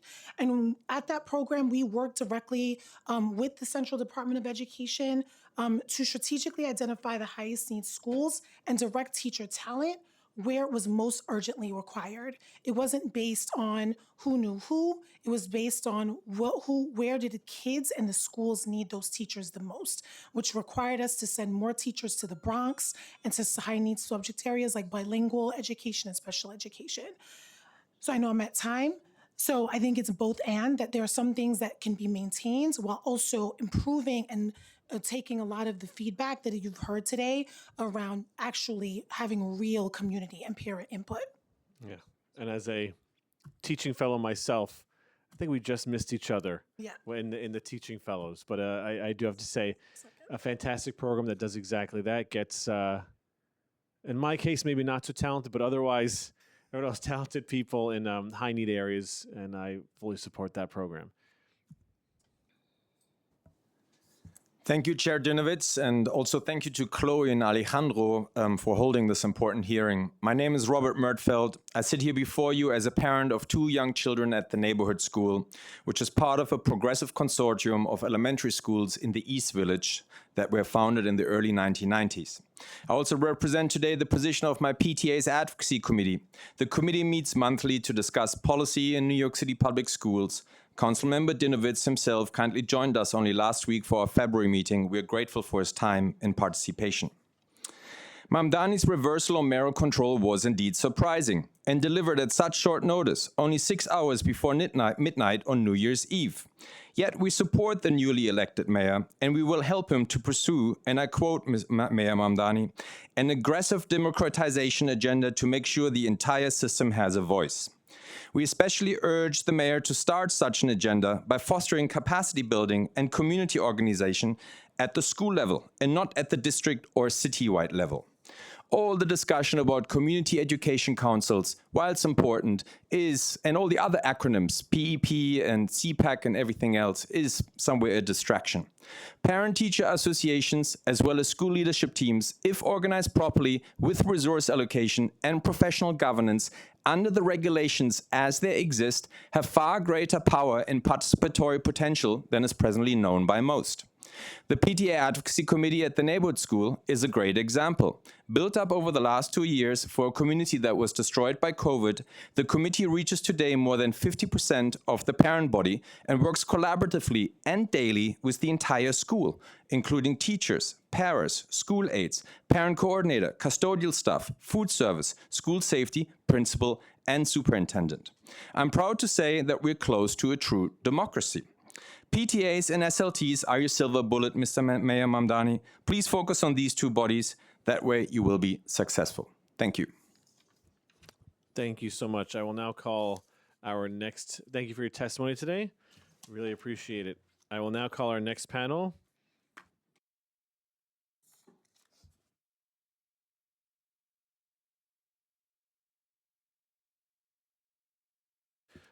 Mary Moss, Yatin Chu, Yolanda Marshall, and Ephraim Zachary, and Raul Soto.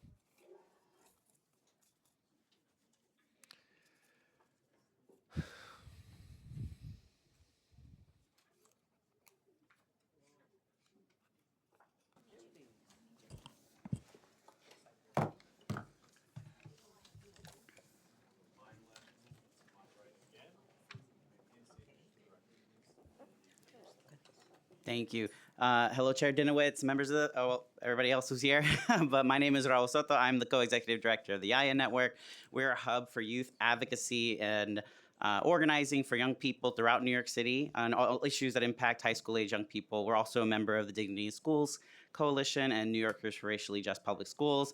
I'm here today. I'm usually not the person at the mic. Usually my young people are the people at the mic, but unfortunately this hearing is scheduled during the school day. Hopefully we can schedule subsequent hearings that are not during the school day. But I'm here to just represent their interests. They are calling 4 years is far too long of an extension for a process and a system that doesn't include youth voice in any meaningful way.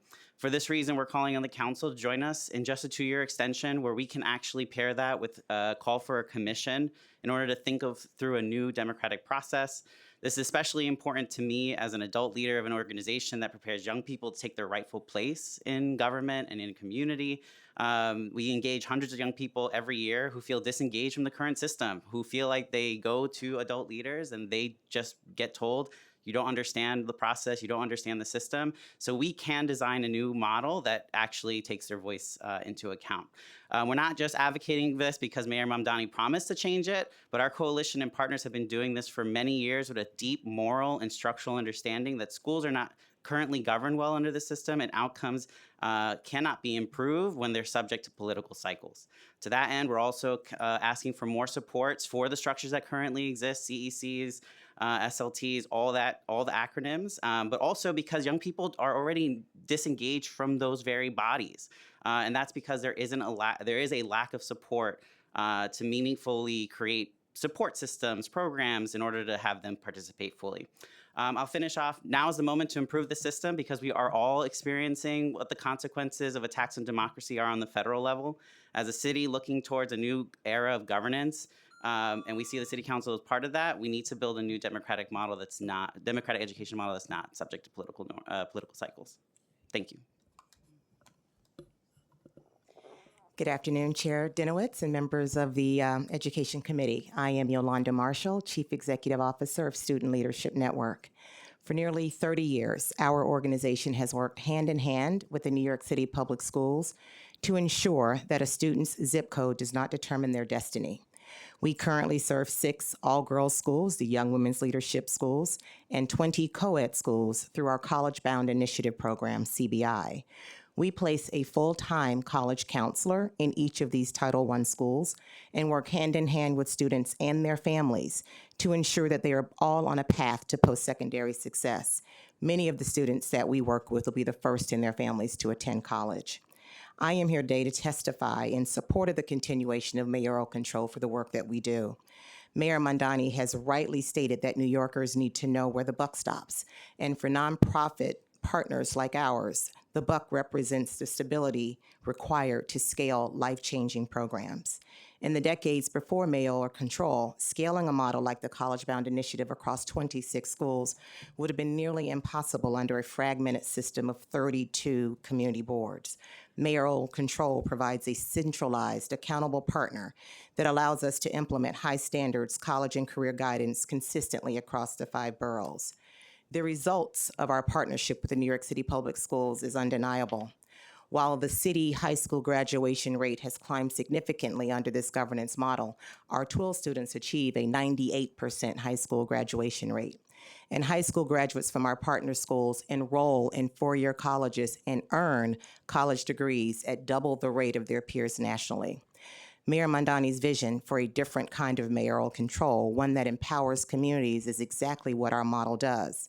We don't just provide a service, we build a college-going culture from the ground up, and we urge the state and city to maintain this governance structure to ensure that the progress of the last 30 years is not just protected, but accelerated.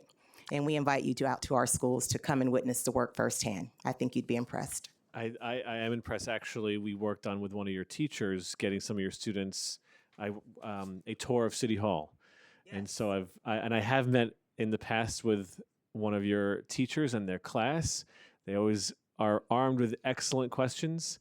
This is a former colleague of mine who then switched to one of your schools. But happy to come visit anyone's school to see incredible work that's being done all throughout our city. Good afternoon. My name is Mari Moss.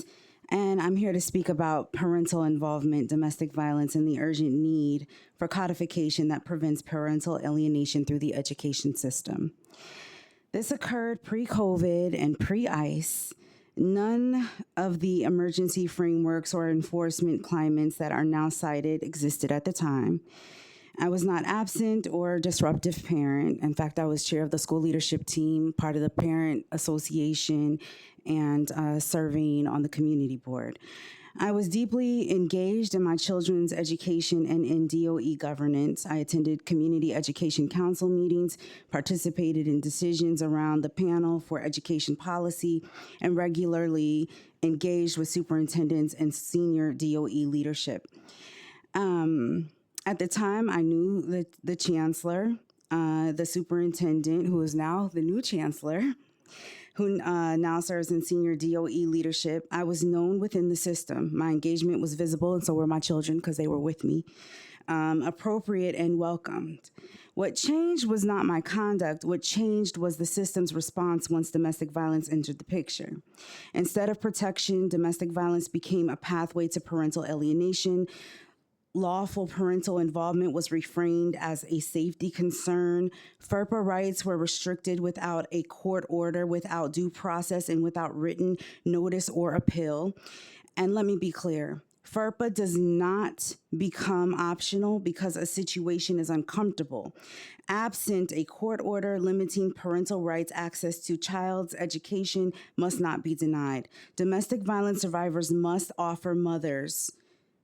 Most often, mothers are especially vulnerable to this kind of institutional harm. When schools rely on allegations rather than law, they participate in erasing a safe parent from a child's life. If this body is serious about codification, then codification must include guardrails. We need clear language that states no court order, no exclusion. Domestic violence cannot be weaponized into parental alienation, and known engagement parents cannot be erased by administrative discretion. Good afternoon, Chair Dinowitz. My name is Yatin Chu. I'm mom to New York City public school students and co-founder of Place NYC.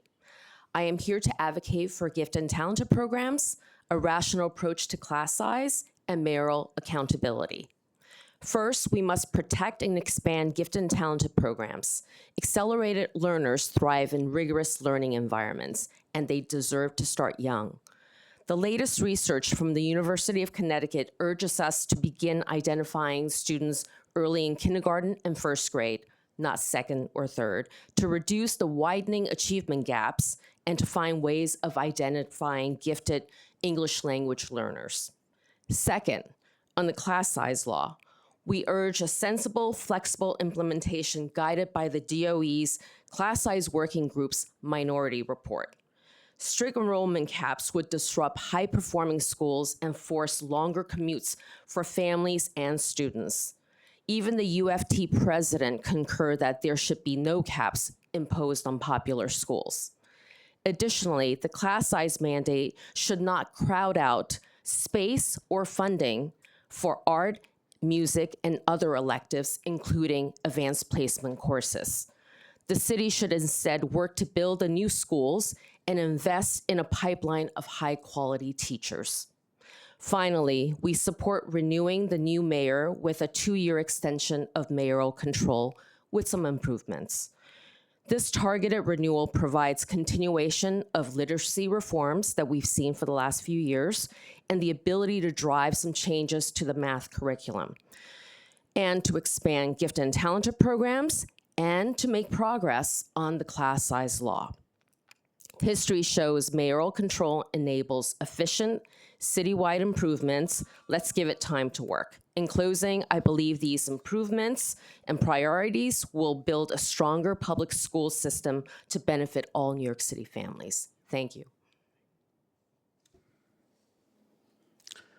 Good afternoon, Chair Dinowitz and esteemed members of the Education Committee who used to be here. I'm Effie Zachary, and I'm here to share insights gained from serving 2 full terms on the PEP. I was elected by parents to this position rather than appointed by the mayor or the borough president, a distinction that provided me with unique vantage point on our school system. When we discuss mayoral control, we are fundamentally discussing the composition and functionality of the PEP. As a recent member, I have witnessed the inner dynamics of the panel firsthand and believe there is clear path toward meaningful improvement. While Albany revisits this issue every few years, the conversation often becomes political and necessary reforms are deferred. However, establishing a robust mechanisms for checks and balances is imperative, regardless of who is in City Hall. Nevertheless, the mayor should remain accountable as the head of the executive branch. Returning to the old local school system that was rife with corruption and inefficiency is certainly not the answer. To make the panel more effective, I propose the following. Streamline membership. The PEP has become unwieldy. The recent increase in the number of members has made it difficult to achieve a quorum, particularly in BERS meetings. Here, bigger is not better. I recommend a leaner body consisting of 5 parent representatives and 6 appointed by the mayor, a total of 11. Ensure direct representation. Parent representatives, 1 from each borough, to reflect their unique needs, should be elected directly by parents, using a process similar to the CCHS elections. The technology is already there. Prioritize experience. At least 4 of the 6 mayoral appointees should be parents who have had a child in the public school system within the last 5 years and have served on an educational council. These should be individuals with boots on the ground experience, not political appointments. Protect independence. All members should serve fixed 2-year terms and be protected from removal without due process. In conclusion, the PEP must serve as a functional check and balance for students. I would be happy to share more suggestions and details with the committee at a later time. Thank you for this of course, opportunity. you can send those directly to me. And of course, the testimony, for the record, can be sent to Testimony at New York City Council. A quiz at the end. Close. You guys have the first word. Testimony at council.nyc.gov. We'll get there. We'll do it. Thank you to this panel. Appreciate it. For our last in-person panel, Dr. Darling Mirame, Laura Barbieri, and Christopher Leon Johnson.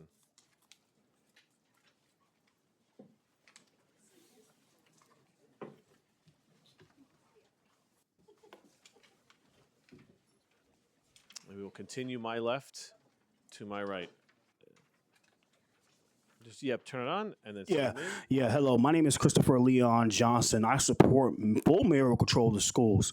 Won't the city council be on a record and disclose to people that all the nonprofits that are supporting for the removal of mayoral control of the schools are some of the biggest anti-white, anti-Semitic, and self-hating Jewish nonprofits in the city? These are the same nonprofits that got Zohran Madani in. Of course, they want to remove this because they want to appoint an anti-Semite named Jamal Bowman as the chancellor. So that's the truth. That's the truth. We don't have to go into insulting other people in the testimony. But I understand. But they want. This is the truth. Mayoral control. It's the truth about mayoral control. They want an anti-Semite to be chancellor like Jamal Bowman. They want their people to be the chancellor of the New York City Department of Education. This is what's going on here. I'm gonna reclaim my time, but I'll make this clear that the city council needs to be on the record and call and tell Zohran Madani to not appoint another. If Mr. Samuels was to resign, because they're gonna try to, these nonprofits, especially AQE, is gonna try to push this guy out the door. AQE, which is a racist, anti-white nonprofit that pushing for the eradication of white people out of the schools and control the school system, and the Jews to run the school system. They are going to try to appoint an anti-Semite to be the chancellor of New York City. And once that happens, it'll be the end of New York City as we know it. We will have full anti-Semitism, full Jew hatred in these schools if this goes the way that they want it. So like I said before, we need full mayor control of the schools, and the city council and the speaker need to tell Ramadani if they want to appoint a new commissioner in the years to come, do not appoint an anti-Semite. Do not appoint a chancellor that has a record of anti-Semitism, racism, Jew hatred, and anti-white sentiments. Thank you so much. Thank you for your testimony. Good afternoon. Thank you very much for your endurance in listening to everyone. Chair Dinowitz, my name is Laura Barbieri. I run a law firm for education law, special education, and civil rights and employment law. I wrote a white paper on mayoral governance, yes. My master's thesis was on mayoral governance at Teachers College, Columbia University, and I graduated in 2022. So I went back to school after practicing law for 40 years. My thoughts are, that, much like yours, that codification is necessary in order to ensure that there is balance and checks and balances and guardrails in the system. Mayoral control has not proven to be effective in any academic result. And there is no causality, as the Nycc report reported, there's no causality demonstrating that mayoral control supports or helps students. And it's the academic education and excellence that we want to ensure in our city. As far as the types of controls and guardrails that you could do here in the City Council, you don't have a lot of power over the Department of Education because it is a state, the education law is state agency. Although the mayor likes to think that the Department of Education is a mayoral agency, it's not, and the education law controls. So there are administrative things that you can do in order to try to enhance the checks and balances. One of the things that I recommend is a pilot program. Rather than try and change the system totally, do a pilot program with the district on co-governance, and that will help you study how to effectively change the system. Thank you. Thank you so much. My name is Dr. Darling James Mirami. I'm New York City public school educator, multilingual learner, parents, and former member of CEC3, challenging Councilor Samuel as a superintendent, then CC14, CCLL, and at the end, a panel of for education policy mayoral appointee. For years, I have worked with city agencies on how to 40 billion education system still delivers math proficiency to only about half of students overall, and to barely a third of English language learners. My testimony is not that abstract, it comes from the sitting with the families. So these days, with the universal childcare, families across the New York City gain another layer of support. And at the same time, we must be honest that there is no such things like a universal student. So all our children come with different languages, disabilities, traumas, talents, immigration histories, and community realities. And any governance system that treats them as a single abstract average child will continue to fail those who need this most in our schools. So I'm for conditional renewal with the real structural reforms, which keeps a single point of responsibility with the hard-writing equity, transparency, and shared power of intersystem. I believe this path is most reasonable and realistic option for New York City at this moment, with the hard accountability for outcomes, real parents and community power, and fiscal transparency and professional oversight. Thank you so much. Thank you so much.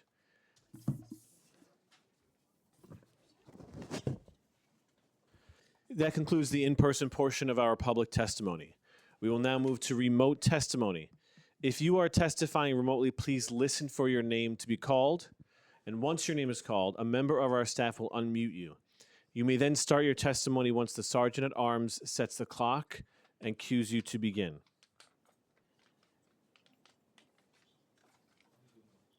Our first witness is Evan Stone, and you may begin once you are unmuted and the sergeant cues you. You may begin. A significant capacity strain. What do you think? You disagree? I think it would be very, I wonder if there's a balance to say, hey, if something's coming up locally that matters to you, but if it's a small Is it, town or, you know, Is this your testimony? given our limited capacity, the idea that national Evan? capacity is only Evan focused Stone? on our core issues and core campaigns, All right, sounds like this is given the strain a we hot have mic. right now, feels Why don't we like a mute Evan really Stone? important- Thank you. I'm gonna now call Jen Choi. I'm unmuted? Great. Thank you, Chair Dinowitz, for having this hearing today.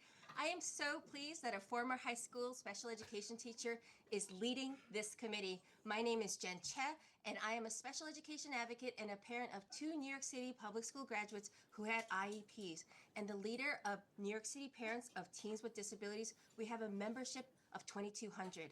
As you consider all of the options regarding mayoral control, I ask you to please remember that after mayoral control was established, funding for special education teacher services was drastically changed, in which a cap was placed on how much a school can have for any single student who needs to be taught by a special education teacher. It's basically paying for 21 periods out of 35 per week, and that doesn't include lunch. That funding doesn't pay for any special education training that the teacher needs regarding, like, say, autism or Orton Gillingham, the time required to collaborate with other teachers, or if a student needs more intensive time with a teacher, like one-to-one, or just more time in another class. According to federal and state law, caps are a violation, which I'm sure you already know. Behind me is a scenario that the DOE is already seen and is already admitted to. And that's a cap exists. These 2 students, one student needs way more special education instructional services than the other, but they actually get the same amount. So Persia here, she's just not going to get that. They're going to have a meeting with her and they're going to say, you don't need those things. But she goes to a CTE school where they offer ready-to-use technology certificates that are expensive outside of high school. She's dyslexic, she has ADHD, and she would like to have that cybersecurity certificate and also learn Spanish just like her colleagues. But it's just not going to happen. The PEP already knows about this. They still voted on the formula. We need you. We need your help. We need it now. Please. Thank you. Thank you. Thanks for talking about fair student funding formula. It's like a very exciting topic, and not to mention, ask yourself how many schools assign kids more special education periods to get above that 60% in order to get qualified for that funding. But that's another topic for another time. I will now call on Laura Simpson. Starting time.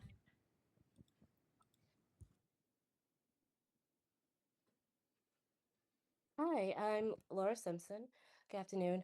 I'm a Jackson Heights parent of 2 children who are in school, 3 and 7 years old, and I'm also the secretary of the Community Education Council District 30. We represent over 40,000 students across Western Queens and one of the most diverse school districts in America. Last night, CC 30 passed a resolution calling on Mayor Mondani and the state legislature to codify meaningful governance reforms in the June 2026 mayoral control renewal. I'm the author of that resolution. So I'm here to deliver that message directly. Democracy, dignity, and accountability cannot wait. The 2024 Nycc report found that the majority of public hearing participants said that they do not feel heard or included in decision making. And that's my lived experience. I was elected by parents who believed in that voices should matter. But except for drawing zoning lines, I really don't have a binding authority. I hold meetings where our district's families share their needs. I hear educators describe what students actually need. And then I watch the DOE do whatever it wants anyway. Democratic governance ensures transparency, accountability, and community ownership. It must go beyond listening sessions. It must empower students, parents, and educators with real decision-making authority. Mayor Mamdani promised involvement that's tangible and actionable, not ceremonial. And here's what that might look like if we codified it into law.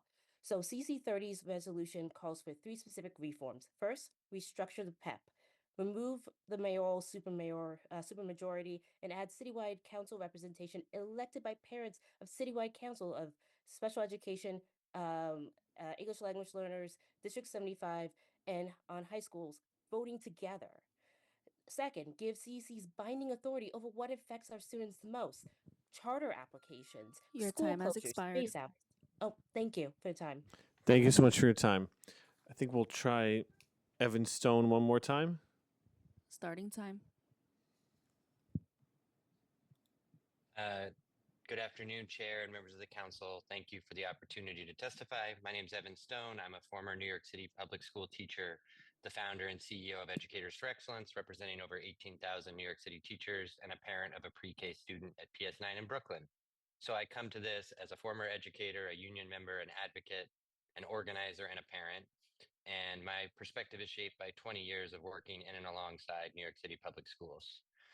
Based on that experience, I believe mayoral control is essential to creating an effective, well-funded, equitable school system, and that weakening it would not be a neutral change.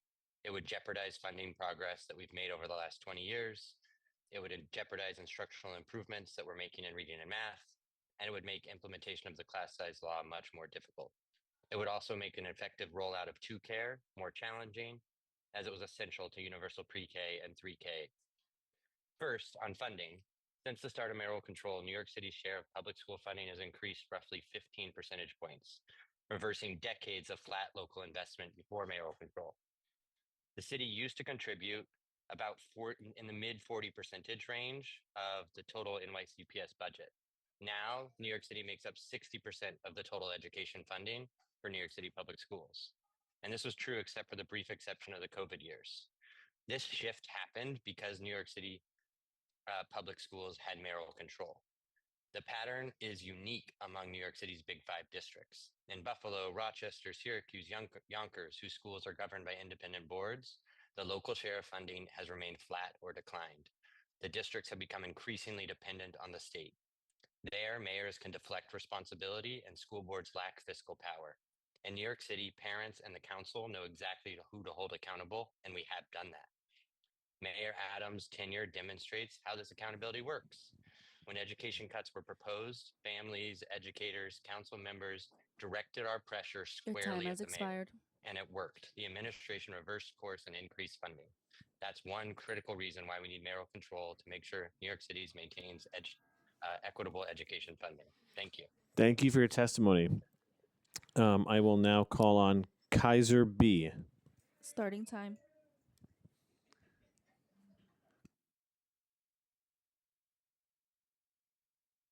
Hi, good afternoon, Chair Dinowitz and Education Council members. My name is Kaiser. I'm the community organizer for the Alliance for Quality Education, AQE. I'm also a parent and a former DOE teacher.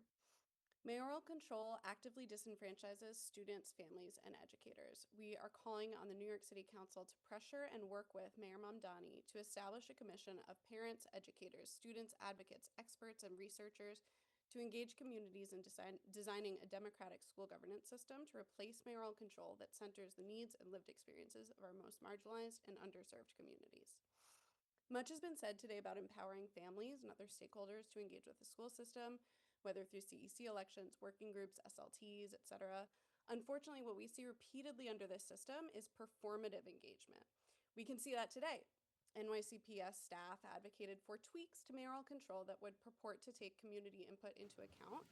Meanwhile, we are hearing testimony after testimony from community members who are saying, we don't need tweaks, this system is not made for us. There are ample chances for input, but when it comes to decision making, the chancellor and PEP are free to ignore that input, and they frequently do. This is particularly harmful given that mayoral control is employed exclusively in systems like ours that serve students in poverty, students of color, and immigrants. This system is paternalistic and operates under the assumption that the best decisions for those communities couldn't possibly come from those communities themselves, and we know that's false. Chair Dinowitz, as a former educator yourself, I think you'll agree that the classrooms that run the most smoothly, where students are most invested in their own learning, are the ones where students know they have power too, not just the teacher. And the same is true here. We must empower students, parents, community members, and school staff to share power with superintendents and principals, and we must make the PEP an actually deliberative body, increasing transparency and accountability. And additionally, we ask that as our local representatives, you advocate to your colleagues on the state level for a short extension of the mayoral control law and during the commission. Your time so has that we can, expired. along with elimination of the mayoral majority on the PEP. Thank you. Thank you. You should know that there were people here cheering for you right before you testified. And last, we have on Zoom, we have Allie Ryan. Starting time.